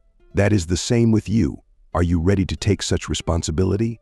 Why should you bring up someone else's child, and even a sick child? It's time for you to get married. You're not a boy anymore. You're almost 40 years old, and you're still hanging around like a pardon. I don't even want to say those words. You had such a lovely bride. Molly is not a woman. A gift of fate. 30 years old, no kids, her own beauty parlor, her own apartment. What are you doing with this Miranda? What do you need her for? Kevin didn't know what to say to his mother. He didn't fully understand what was happening to him. But as soon as he saw her, he had never felt such strong emotions in his life. He had never loved anyone. He had had women and many women, but all relationships with them had nothing to do with love. None of them made him want to get married, much less raise children together. Even Molly, to whom he was almost ready to propose, was still for him just a convenient friend, with whom he could uncomplicatedly and pleasantly spend time, and then part as if nothing had happened. Mom, you don't understand. I love her, and I'm ready to raise her daughter with her. It was not the first time he tried to explain himself to his mother, but she tried to avoid talking about Miranda. Cindy did not want to fight with her son. She couldn't accept his choice and was afraid that sooner or later everything that was going on in her son's life would end very badly. And she wasn't wrong. I agree to sell the apartment, she said. It's embarrassing. Have it your way. But you and your new wife and adopted daughter are not coming back to my house. Live as you wish. Maybe you're right that you should get out of the country as soon as possible before things get ugly. I hope you've already found a good lawyer to take care of your problems with the firm. You're not going to go to jail, are you? Of course not, Mom, replied Kevin. Show me 2 cats. Don't worry, we'll work it out. When Kevin returned home after another hard day negotiating with his lawyer, Miranda was not alone. Lisa had arrived with her. The girl looked around and didn't understand why her father had kicked her out of her own home. She was confused that now she would have to live in a one-room apartment with her mother and a strange man whom she had seen for the first time in her life. She had no desire to talk to Miranda. How are we all going to live here together? He asked. Miranda, what happened? You said that Lisa would stay with her father until the trial. Aren't you glad she's here? The woman asked in surprise. I warned you that our daughter will live with us, and in the future, perhaps, also our son. At least I plan to take Stephen away after the trial. Children should live with their mothers, and I am their mother, in case you've forgotten. I'm glad. You misunderstand me. I'm saying it would be more convenient to stay with Dad. Until I've settled on an apartment, I thought we'd all leave together when I saw the trouble. But he called and told me to come and get my earring. And when I did, he put it outside with his stuff. Didn't say a word to me. He didn't even come out. Lisa was standing outside the fence of the house. His guards wouldn't let me in so I could talk to him. What was I supposed to do? Force my way in or jump over the fence? No, of course not. What? I was just surprised. Tomorrow we'll have to order a couch in the kitchen so the Toasties have their own territory. We're not all going to live in the same room together. Never in her life had Miranda been more anxious than on the eve of her divorce when a sudden phone call knocked her out of her mind. She didn't know how to react to what had happened. She didn't want to go to the hospital to see her almost ex-husband, but she had to accept the circumstances and do what any normal person would do in her place, not realizing what could have happened. She shared her thoughts with Kevin. He always had a driver. Why did he suddenly decide to drive on his own? I don't know, the man replied. Miranda, it's strange. And the fact that he had an accident not even in the city, a few kilometers away. You don't have a dacha. You don't have a country house either. Where he could have gone, I don't know. The doctor said his condition wasn't critical, he just lost control. He was drunk on top of that. They don't know if he's going to make it. On the way to the hospital, she thought that everything was going very well. Miranda realized how awful it was to be glad that a once loved one had been in an accident and it was unknown if he would survive. If they did survive, they would very likely be disabled. But she was so tired of the conflicts with her husband and the impending divorce that it seemed to her at the time, in part, that she had a right to think so. At the hospital, he regained consciousness for a few minutes and, seeing Miranda sitting beside his bed, muttered, "I knew you wouldn't leave me. You just couldn't do otherwise. I can't live without you, and you can't live without me either. And you know it." Robert's words frightened Miranda. The woman thought he was delirious, and she immediately ran out into the corridor to call the doctor. But by the time they got back to the room, it was too late. There was a solid line on David's machine. His heart had stopped. The doctor said quietly, "I'm so sorry. Please accept my sincerest condolences." After leaving the hospital, Miranda went straight to his old house. Stephen? She realized. He must be with the housekeeper. Robert never allowed the boy to be left alone for a minute. She raced to the house. The woman was confronted by guards who flatly refused to let her in. Only after she informed them that Robert was no longer alive did they make several calls and, after receiving confirmation, opened the gate. "My son was sitting in his room at his computer and quietly doing his homework. He was wearing headphones, so he did not even react." When the mother entered the room, Miranda decided that she would talk to the housekeeper first and then try to explain to her son what had happened to Dad. "Oh, it will be hard to find the right words," she thought to herself. Kathy washed the dishes and moved into the kitchen. Taking a breath, Miranda told the woman what had happened. Upon hearing that Robert had passed away, Kathy turned pale. She was left without a well-paying and stable job. The woman not only ran her master's errands around the house, but also performed special favors for him. When necessary, she kept tabs on his partners, friends, and even his wife. Kathy, there were many different images for all occasions. At one time, she had studied to be a makeup artist, and so she could reincarnate into a completely different woman in a matter of minutes. In all her extra work, she never once gave herself away. "What am I supposed to do now?" she asked confusedly, looking at Miranda, whom she had followed the week before last. "And she got a very nice raise for it. You're going to move into this house now, aren't you?" "It's to be inherited, as are all of Robert's assets and accounts," Miranda answered hesitantly. "In any case, I don't need your services at the moment. Until the inheritance is opened, it is unlikely that this house will pass to me. Perhaps Robert Betty's mother will move in. She's been living abroad for several years. I'll contact her today to confirm her future plans. But even if you rent out this house, the tenants will be respectable and wealthy people. It's much more profitable to rent from a housekeeper. You can charge a higher price." The woman, who wanted to keep at least the possibility of her staying in the house at all costs, continued to insist on her presence in the house. "Look, Kathy," Miranda said stiffly. "I understand that you don't want to lose your job, but at the moment I have no money to pay for your services. My husband blocked my accounts months ago, and I won't know the fate of his accounts as this house until 6 months from now. At least let me live here." The woman mumbled pitifully, "I have nowhere to go in this city. You can live on your own. Only the utilities will be paid by yourself. I repeat, I am unlikely to get this house, as well as Robert's other property. I'll contact his mother later today and let you know if she plans to come." Betty reacted strangely to what had happened to her son. For a second, Miranda even thought the woman was out of her mind. She hadn't seen her mother-in-law since her wedding day to Robert. The elderly woman categorically refused to come from abroad, citing the difficult climate and the difficulties of flying. Even at her grandchildren's birthday party, she never flew in. Neither Stephen nor Lisa had ever seen their grandmother in person, only in pictures. "So you're flying to the funeral?" Miranda asked. "Well, you know I'm an old man," Betty muttered. "Flying is hard for me. I don't think I can handle a trip like this. What if I get sick?" When Miranda heard her mother-in-law's answer, she was shocked. She couldn't understand how it was possible not to fly to say goodbye to her son. She wanted to object, but didn't have time. Her mother-in-law interrupted her and started to say something that Miranda did not expect her to say. "You have ruined my son." Betty sobbed. "You think I've lived here for so many years and don't know what's going on?" "Yes, I do, and I know what's going on. You ruined your family. You made Robert lose his mind and go crazy. Okay, I'm not going to lecture you. You know all about yourself. The sinner always asked to be cremated. He used to say to me, 'Mom, if anything happens to me and you're still alive, please do my bidding. Miranda, you make sure it's the way he wants it.'" The woman was shocked that her husband was telling his mother everything.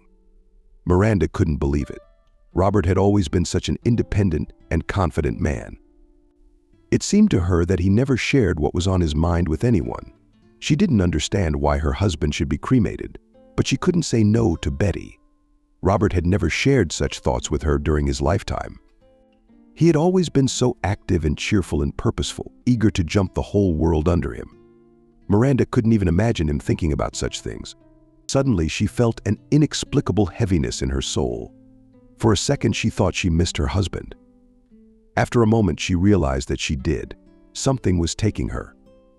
And not because of what he had become in the last years of their life together, but because of the man with whom she had met many years ago, who beautifully courted her, gave her expensive gifts, was ready to lay the whole world at her feet, supported her in difficult moments. And that man is gone. Just like that hard and cruel, insolent and unscrupulous, which he became only after her husband passed away. Miranda realized how much he had changed. On the eve of the funeral, her husband's assistant called her and addressed another rather strange request. But Miranda decided not to argue with him. If I agreed with what my mother-in-law said, how is he any worse? She thought to herself. More and more often the woman came to the conclusion that she didn't know her husband at all. I guess we were never as close as I once was, Miranda thought. I'm in charge of Robert's funeral arrangements. John's voice came through the phone. I hope you don't mind me taking you on. I'll take care of all the arrangements. Of course I don't mind, Miranda replied. On the contrary, I am very grateful for your help and assistance. I couldn't have done it without you. Then it will not be difficult for you to agree that I will fulfill one of the deceased's requests. How many things he had asked for, she thought, asking everyone she could and could not. From his mother to his aides and business partners. Apparently he'd asked everyone and everything but me, just in case. Of course you can ask me for anything, she replied. Miranda did not want to fill her head with all these thoughts. The only thing she really wanted at that moment was for it all to be over quickly. Robert had often talked about fate when he was alive, John said thoughtfully. No, he wasn't a philosopher, but he had his beliefs. He asked that if anything happened to him and he passed away out of his own will, and not of old age, that he be buried in a closed coffin. But please understand correctly, Robert did not want his business partners, friends and acquaintances, close people to see him like that. Like what? Miranda asked in surprise. I saw him in the hospital. He was perfectly fine. Miranda, but you know what I'm talking about. John continued to insist. If it's not too much trouble for you to sign the main documents concerning the funeral and everything connected with it, since you are the legal spouse, I can't organize the funeral as Robert wanted without your consent. Okay, I will give my consent to whatever it takes, she replied, then said goodbye to her husband's assistant and hung up the phone. The funeral was quiet.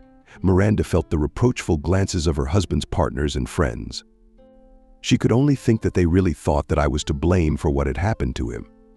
It seemed abnormal and inadequate to her. The woman was convinced that Robert had brought this on himself. No one asked him to get behind the wheel in a drunken state and drive to an unknown destination. But his girlfriend told Miranda after the ceremony, "That's how your unearthly love ended. Now you'll think 100 times about leaving your husband." If my David reacted that way to any affair I had, I wouldn't have survived it. But you've always said that you should live your life in such a way that you don't disturb anyone. Miranda replied wryly. And that affairs happen in marriage. It's a law of life to marry some people and sleep with others. Your great philosophy. Oh, what are you starting? Indignant Clara. Especially on a day like this, you'd better mention your husband. After all, you are a widow now. It's better than a divorced woman without alimony and with 2 children in her arms. Widowhood is an honorable, dignified status. If you're on the inheritance, I don't think I'm getting any. It's unlikely that anything he owned and used in his lifetime officially belonged to him. So what do you think you're going to do next? Where's your Kevin, by the way? Why didn't he come to Robert's funeral? He stayed with the kids. I couldn't leave them alone on a day like that. Why didn't they come to say goodbye to their father? Stephen wanted to, but I absolutely forbade it. Lisa was also strictly forbidden to stay home with Kevin. They don't need it, especially since they wouldn't see their father anyway. She, lowering the coffin with the urn of ashes. Nothing to see. They'll visit him when they're older. You could have taken him home, Clara said thoughtfully. I wouldn't have been able to honestly like you, and you saw all the ceremonies with some sacrilegious indifference. Forgive me, Clara. Let's talk later. I'm in a hurry. Miranda hoped that after her husband's funeral, the case against Kevin would be closed. There shouldn't be any arguments about the children either. But her hopes were not realized. Problems continued to fall on the woman, as if from a horn of plenty, and she was at a loss as to what to do with all that was going on. Miranda. Hello, she heard Betty's voice on the phone. 2 weeks after the funeral. I won't beat around the bush. Let's just get this straight. The woman knew her mother-in-law's call didn't bode well. But what she heard came as a complete surprise. You do realize you're not getting anything in 6 months or a year, Betty said. If it comes to that, and you and I agreed to be frank with each other, I'll tell you openly as it is. I'd really like my grandchildren to grow up in poverty. They're not little kids anymore. But still, the kids need to pay for their education. There's so much more to come. And you can't give them anything because you have nothing. And it's not a good idea to live under the same roof with a man who's a total stranger to them. And we both realize that Lisa needs regular therapy and medication. It's unlikely that she's going to make much of a difference in her life. As far as I know, the girl is developmentally delayed. Stephen, I'd like to take him in. I can give him a decent future. And Lisa, you can continue to raise her on your own. If you really need help, I'll help you, of course. But she's not counting on it anymore. I hope you're planning to get a job soon. What about your man? Live your life as best you can. Only somehow I'm sure you can do very little, especially you without your husband's financial support. Miranda was outraged by her mother-in-law's words. Oh, Kevin kind of agreed with Betty. Miranda, you sit down. What are we doing with 2 kids now? Reasoned the man who had a bad relationship with Stephen. We don't even have a place to put them, but they won't live in the kitchen together on each other's heads. Is your mother-in-law right? Stephen needs to study. She can give him the same financial base as your late husband, and then we'll sort out all the problems later. And if he wants to, we'll take him in. Unlike his sister, Stephen openly expressed his emotions and was not shy in expressions when communicating with his stepfather. You must be glad that Daddy's gone. The boy asked Riley, as soon as he was alone with Kevin. No one else is going to stick you with your mom. The man had not expected to face such an attitude from the boy. He was sure that Stephen was happy to move in with his mom. But everything turned out to be quite the opposite. Robert managed to turn his son against his mother. Do you pay my tuition? Stephen continued his interrogation. Will you buy me a new computer? At my dad's house I had my own room, but here I have to live in the kitchen with my sister. Kevin didn't tell Miranda that he couldn't get along with Stephen. The woman guessed it herself when Kevin insisted that Stephen move in with his grandmother. Miranda, please understand me too, Kevin said. I have serious problems right now, and I don't know how they're going to end. I need to deal with them first and foremost, and not get involved in family matters by going along with my lover. Miranda agreed. Adriana judged her daughter's behavior. Packing her things and moving in with me, she said sternly. Both son and daughter should live with you, and you want to make some strange exchange? Stephen himself doesn't want to live with us, shouted an angry Miranda. His relationship with Kevin is not going well. Lisa is silent and quiet. He's always dissatisfied, resentful, making scandals. After all, Mom, I want to live in peace. Stephen doesn't want to come to you either. You see, the conditions everywhere are not right for him, except for his father's mansion. Robert spoiled him, turned him against me. What can I do about it now? A month after her husband's funeral, Miranda called Betty. I've been thinking, and I think you're right about something, she said. I'm ready to bring Stephen to you. Let him stay and see. Maybe he'll really be better off with you. I'm very glad you've made the right decision, the woman replied. I hope you and your grandson will not need to renew your visas. As far as I remember, you had them issued not so long ago. Yes, we will fly to you tomorrow. I won't be long, because I have to fly back right away. Stephen has already packed all the necessary things. I've made arrangements with the school. It wasn't hard, because the teachers are grieving sinners too. They've always respected him, so how could they refuse his son? Of course. How can they refuse the son of the man whose money their school was built with? Miranda thought to herself. The boy couldn't wait to go to his grandmother's house. Every day it was all he talked about. Stephen, but you haven't even seen it once. Miranda tried to change her son's mind. Do you know your grandmother? Only in absentia, from photographs. How can you be sure you'll be better off there than with your own mother? Betty is a total stranger to you. Yeah, Stephen grumbled. Of course I'll be worse off in a spacious house with all the comforts of home than in this cage, where I have to cram in 10 meters with my sister, who gets up for school every day and will be up less than dawn. And you come to cook your breakfasts and feed the dishes. On the eve of her departure, Miranda called her mother and asked her to stay with Lisa for a few days, to which the newly minted dad can't sit up, sleep? Adriana asked wryly, Is he that busy? Mom, don't start, please. Miranda replied tiredly, You know that Kevin has to be in the office every day, and he's always going to the office to talk about the case that was brought against him and never closed. There's no telling how it's going to end. How long has this been going on?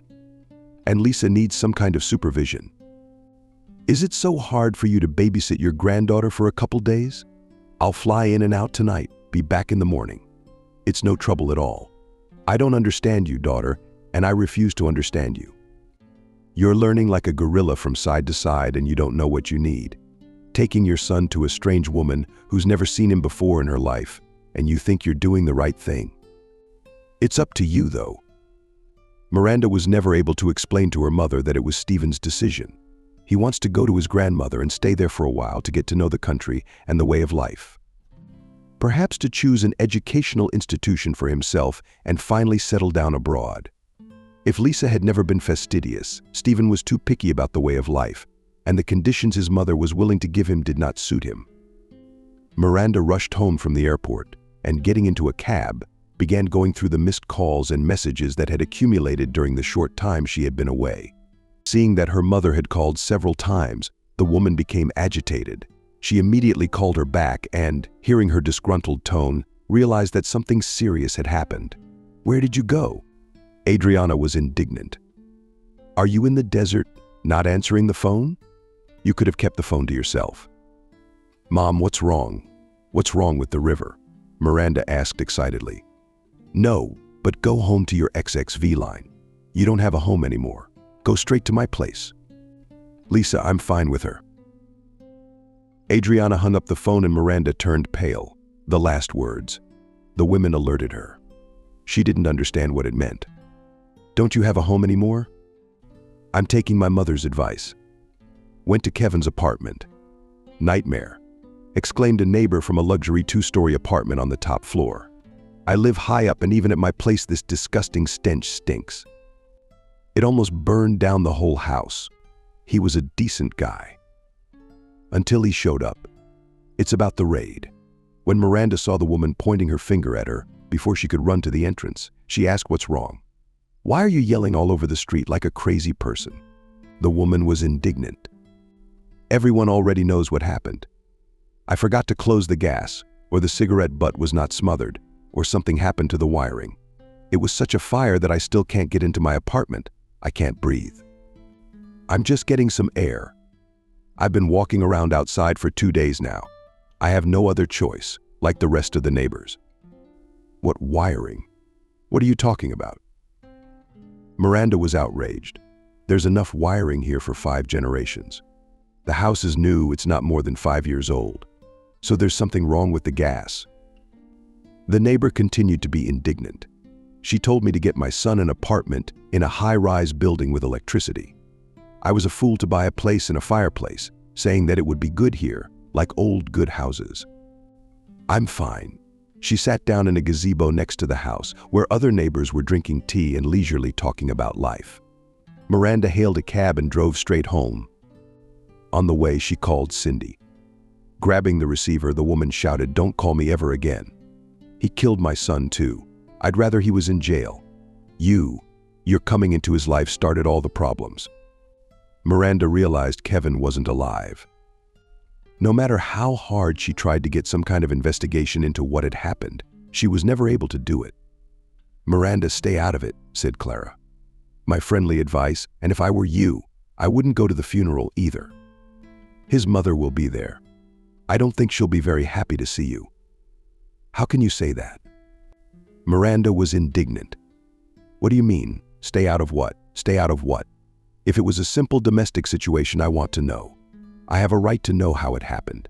Kevin never left the fireplace, always checked the stove several times before leaving. How could this happen?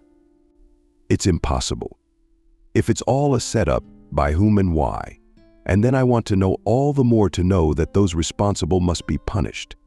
Miranda, you can't change anything, soothed Clara, sobbing.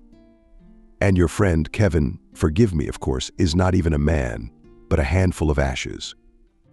You can't fix anything. She was right about that.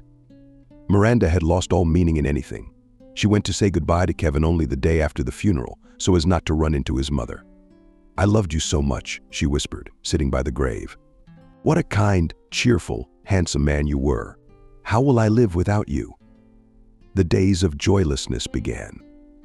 Miranda, who was forced to move to her mother's house, together with her daughter, tried unsuccessfully to find a job in the process of divorce from Christopher Kelly, who was also about to move with her sons into Adriana's apartment, blamed her sister for everything. This is what your love has brought us all to. Every time she had the opportunity to jab Miranda in a painful way, she would hit her sister where it hurt the most. I sold my apartment because I can't pay the loan. My relationship with my husband was completely and utterly ruined. At least we had our own place. Now we have nothing. It's impossible to live under the same roof as Christina. Christopher is not himself at all. He doesn't know where to go from his anger and who to take it out on.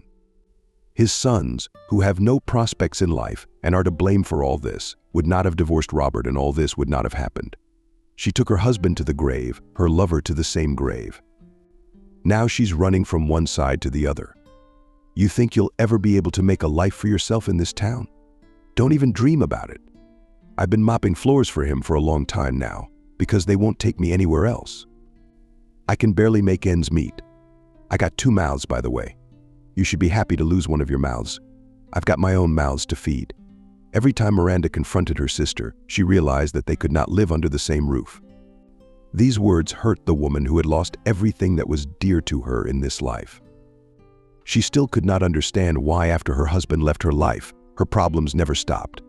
But she didn't have the energy to think about who kept throwing her more and more challenges. Mom, I've decided I'm leaving town, Miranda said on the eve of her sister's final divorce trial. I'm taking Lisa with me. I can't live here, especially with Kelly. It would be a living hell. Adriana didn't know what to say to her daughter. She was confused, devastated. Sometimes it seemed to her that everything was happening in her life, her daughter's, was some kind of horrible dream. And soon she would wake up and everything would be as it was. Miranda is happily married to a wealthy man who patronizes her family. Kelly is still working and steadily paying off the loan. And she herself is happy about how fortunate the fates of her girls have turned out. But when the woman came to her senses, illusions developed. Every day Adriana faced the cruel reality in which they all found themselves, and she didn't know how to help her daughters. She sympathized with Miranda, who in an instant found herself near the edge of a deep abyss, falling into which she was very afraid. But she could also understand Kelly, who was angry at her sister for her own broken life. She couldn't refuse to help them both. So after pondering Miranda's words for a few days, she said, "It might be true, and it might be best for everyone. Whatever. Kelly would get the money from the sale of the apartment, albeit a much smaller amount than if she'd sold it under different circumstances, and she'll buy a place of her own. But to tell you the truth, you realize she's in a better position to live with me. And a new room, or whatever she can buy, rent it out to make a penny. She's not likely to get any help from Christopher after the divorce. At first, of course, he will help her financially. After all, he at least somehow, but now he works, and then he will find some other. He's a wingman. He'll quickly turn his motives against Kelly and his sons. Before he knows it, they won't mean anything to him anymore. I know what I'm talking about." Adriana was right. The first months after the divorce, Christopher steadily transferred money to Kelly, regularly visited his sons and spent time with them. Then, 6 months later, he announced he was getting married again. The bride's a real piece of work, his own apartment, and right after the wedding he moves in with her. Christina couldn't be happy. "At last, son, you've made the right choice," she said. The woman could not wait until Christopher would move out again, so that she could rent out the second room and get a pension increase, as when she and Kelly moved into a mortgage apartment. With the money she received from the sale of the apartment, Kelly was only able to buy a small house a few dozen kilometers from the city. "I feel like normal people just don't see my apartment." She was angry when for several months she tried to realize the ballast that did not let her sleep well at night. "They haggle, they offer a pittance, but there's nothing to be done. I have to give it to them." She rented the house to a poor family with many children who paid with mixed success, but it was better than all the other people who wanted to move in, Adriana said. "You should be glad you have tenants like that. Otherwise, we'd have to let in alcoholics who would not only stop paying after a few months, they'd have been regularly disruptive. You'd have to go to them for a fight. It would only waste time." After moving to Moscow, Miranda managed to rent a room on the money her mother had given her. "Come on, daughter, hang in there." Adriana said goodbye. "Don't despair. Everything will get better. How do you get a job at school yourself? Call and don't disappear at all. If anything, come back." Miranda nodded in response. But get on the train. Realized that she would never return to her hometown. Too much reminded her of a time when she was happy, and just as much pain, grief would always stand before her eyes. She would really like to forget everything, but she realized that she would never be able to do that. She was so crushed and powerless that she didn't care about absolutely everything. The only thing that made the woman happy. Lisa Pathology did not make itself known because she had no money for doctors or medications. A month after moving to Moscow, Miranda managed to get her daughter into school, and herself, for want of anything better, got a job in a restaurant. What's serious? Until such a, how shall I put it mildly, conscious age. "You've never worked anywhere?" Squinting, the manager asked at the interview. "Yes," she replied calmly. "I didn't work anywhere. My husband was a rich, respectable man. But now I'm a widow. It so happens that my mother inherited all his assets. But that doesn't matter. All that matters is that I need the money to provide for my daughter, who could progress at any moment. It's a congenital condition, and I'm willing to work." After thinking hard for a few seconds, the man replied, "I'll take you dishwashing for the first time, and then we'll see. If there is a need for new products, you can be trained at the company's expense.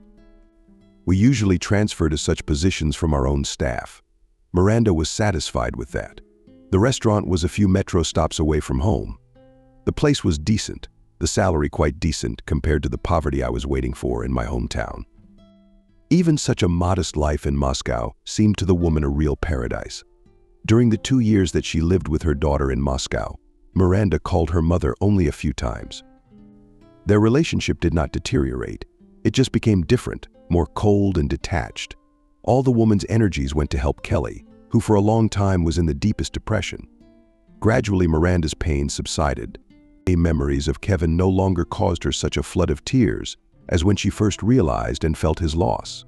Sometimes the woman even felt happy. She did not yet know what lay ahead of her, nor did she even realize that she would be facing the main cause of her troubles. Face to face, she was sure that she had buried it then. But it turned out to be nothing like she thought. "Well, here we are." "Dear Bumpkin," a painfully familiar male voice whispered directly into her ear. Miranda flinched in surprise. Just a few minutes ago, he had been partying in the hall, and she couldn't believe her eyes when she saw him alive and well. And now he was standing behind her, his hands firmly around her throat, telling her what she'd been afraid to hear. "I've had a great time, haven't I?" he continued, while she tried to free herself from his unwanted embrace, which was disgusting to her. Even that, and believed it. Everyone believed it. "What a clever man I am." "What about the hospital?" she whispered. "What about the funeral? Who was burned instead of you?" She struggled with every word. Miranda wanted to ask her husband the question that bothered her most, but she was afraid of the answer. She didn't need to spend any energy trying to make up her mind, because Robert had told her everything himself. She'd never seen him so angry and mad in her life. In that moment, she was truly afraid. "Didn't anyone get buried?" He laughed. "A man out of thin air was burned?" "Yes, burned on my say-so. He wasn't a very nice man." Good riddance to him. Good thing his competitors weren't slumbering. Well, they brought me his breathless body just in time. Right time and right place. I bought them all a hospital. His laugh got even more sinister, which scared Miranda to the point of shivering. But she kept listening to her husband, hoping to hear the most important thing. Do you think I really got such serious and incompatible with life injuries? I don't think so. When you came to see me, I was perfectly healthy. It's nothing. But for money, you made it look like I was going to drop dead any minute. You're so stupid. I wasn't even hooked up to a machine. Only you didn't notice. It shut down because it was set up that way. And yes, I did it. It was genius. Only my mother knew I was alive. She was the only one I could trust with such a terrible secret. You probably want to hear about your non-visual. I can see it in your face. Well, listen, darling, and he was my handiwork too. But not exactly my handiwork, of course. I didn't foolishly ask the right people to do this. Oh, I've been looking forward to this day. Today's my wedding day and I'm getting married. Not to an old mare like you. She's a young, yesterday's student. She'll look me in the mouth, bring me slippers in her teeth. They'll give me a whole bunch of babies. I knew you worked here. I've been waiting for this day to come and tell you everything I've kept quiet about for so long. Why are you doing all this? Through tears, Miranda asked. Aren't you afraid I'll go to the police? You'll go to jail? You've said more than enough. How can you prove it? Robert laughed sinisterly again. I don't exist as me anymore. I don't exist. I'm buried. But that's not even the point. There's no evidence either. But what evidence could there be in 2 handfuls of ashes? No one will ever prove that I had anything to do with this. How could they? I wasn't even alive at the time. When your Romeo died, I was already in heaven. At that moment, a girl in a wedding dress ran into the kitchen. Her appearance was so unexpected for Robert that he loosened his grip and Miranda managed to break free. The man looked at his bride and did not understand what she was doing here. Where are you going? He asked. Who let you in here? Quickly took it. I'll be right with you. I ran into an old acquaintance by chance. But who let you in here? The girl replied wryly, Here I am. All the cooks and waiters are in the hall. The place is closed to the Secret Service. Nay, but it seems to be for nothing. It's open. I heard that. You're a monster, Robert. What a monster you are. I had no idea how scary you were. Robert came right up to the girl and grabbed her by the neck with his hands and threw her down on the table and began to strangle her. What did you hear? He yelled. Answer me quickly. What did you hear, or else I'll strangle you? The frightened Miranda grabbed the first tray that came to hand and stealthily approached Robert and hit him on the head. But the woman's strength was not enough to render him unconscious. Fool, he exclaimed, confused, but his head. My head is made of wood. I'm as strong as an ox. 10 minutes later, as the fight broke out, the cook ran into the kitchen and, seeing what was going on there, immediately called the guards. The 2 sturdy men barely managed to twist Robert, who was hysterical and flailing his legs, threatening to destroy everyone. What's your name? Asked Miranda stranger in a wedding dress, Pauline. Quietly answered the girl, wiping away her tears. What a nightmare. I'm just shocked. I thought it would be the happiest day of my life. He seemed to me so strong, so brave, so confident, well-mannered, gallant. It only seemed to you. Miranda hugged the unhappy bride, who was crying, tucked into her shoulder. When the girl calmed down a little, the woman went out into the restaurant hall and, taking a microphone in her hands, announced that the wedding was canceled due to the serious state of health of the groom. Dear guests, you can eat, drink, sing karaoke, have fun. For you, the holiday is not canceled. You don't need a reason for a good party. She shouted loudly and, leaving the stage, returned to the kitchen, where the police officers who had arrived and entered the restaurant from the back door were already standing. The guests in the audience didn't even realize what had happened and what would happen to him now. Miranda asked. It's true that he can't be prosecuted for anything, but first of all, he can be. Even now, given, let's say, his current status, who he is now, Petya, Christopher, it doesn't matter so much. You will write a statement about the attempted assassination, and you, nodded the investigator towards Paulina. And then? Strange that a man of such a level, as you say, a big businessman, almost the owner of the city. He didn't take into account that it's not enough to buy new documents. There's also fingerprints and DNA. We'll run it through the databases. Given his status, he may have enrolled or worked in some kind of structural institution in his youth, most likely in the service. If any of this checks out, his fingers are in the database, which means the deceased has been resurrected. And you, Miranda, are no longer a widow, which I congratulate you on. And then we'll see if he was involved in the crimes you told us about.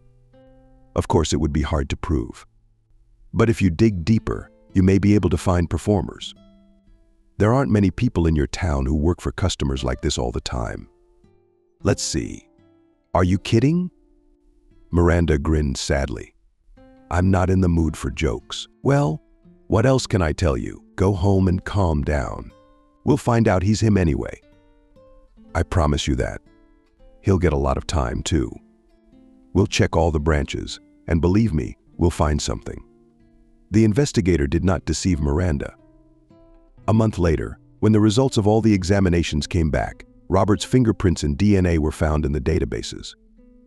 His affiliates were audited and kickbacks and other irregularities surfaced. One of the perpetrators who had set the arson in Kevin's apartment, having previously conceded to a man who had been victimized by him under the guise of a new neighbor and having a glass of juice with him, turned Robert in. He was afraid and did not want to be alone responsible for both participation and organization. Stephen, after learning who his father was and what he had done, apologized to his mother and returned from abroad. He no longer complained about the cramped conditions and supported his mother and sister in everything. Betty tried in every possible way to help her son and hired him the best lawyer, but it did not affect his fate. On the aggregate of the committed crimes, Robert was given 15 years. Taking advantage of the proposal of the manager of the restaurant, Miranda studied to be a chef and in 3 years became one of the best cooks in Moscow. Then she opened her own restaurant, bought Stephen's apartment, and Lisa successfully graduated from the institute. Her son became a programmer and her daughter a translator. From time to time, Miranda came to her hometown and helped her mother and sister financially. She was never able to find common ground with Kelly, but was convinced that she should support her because she, like mom and dad, was her family.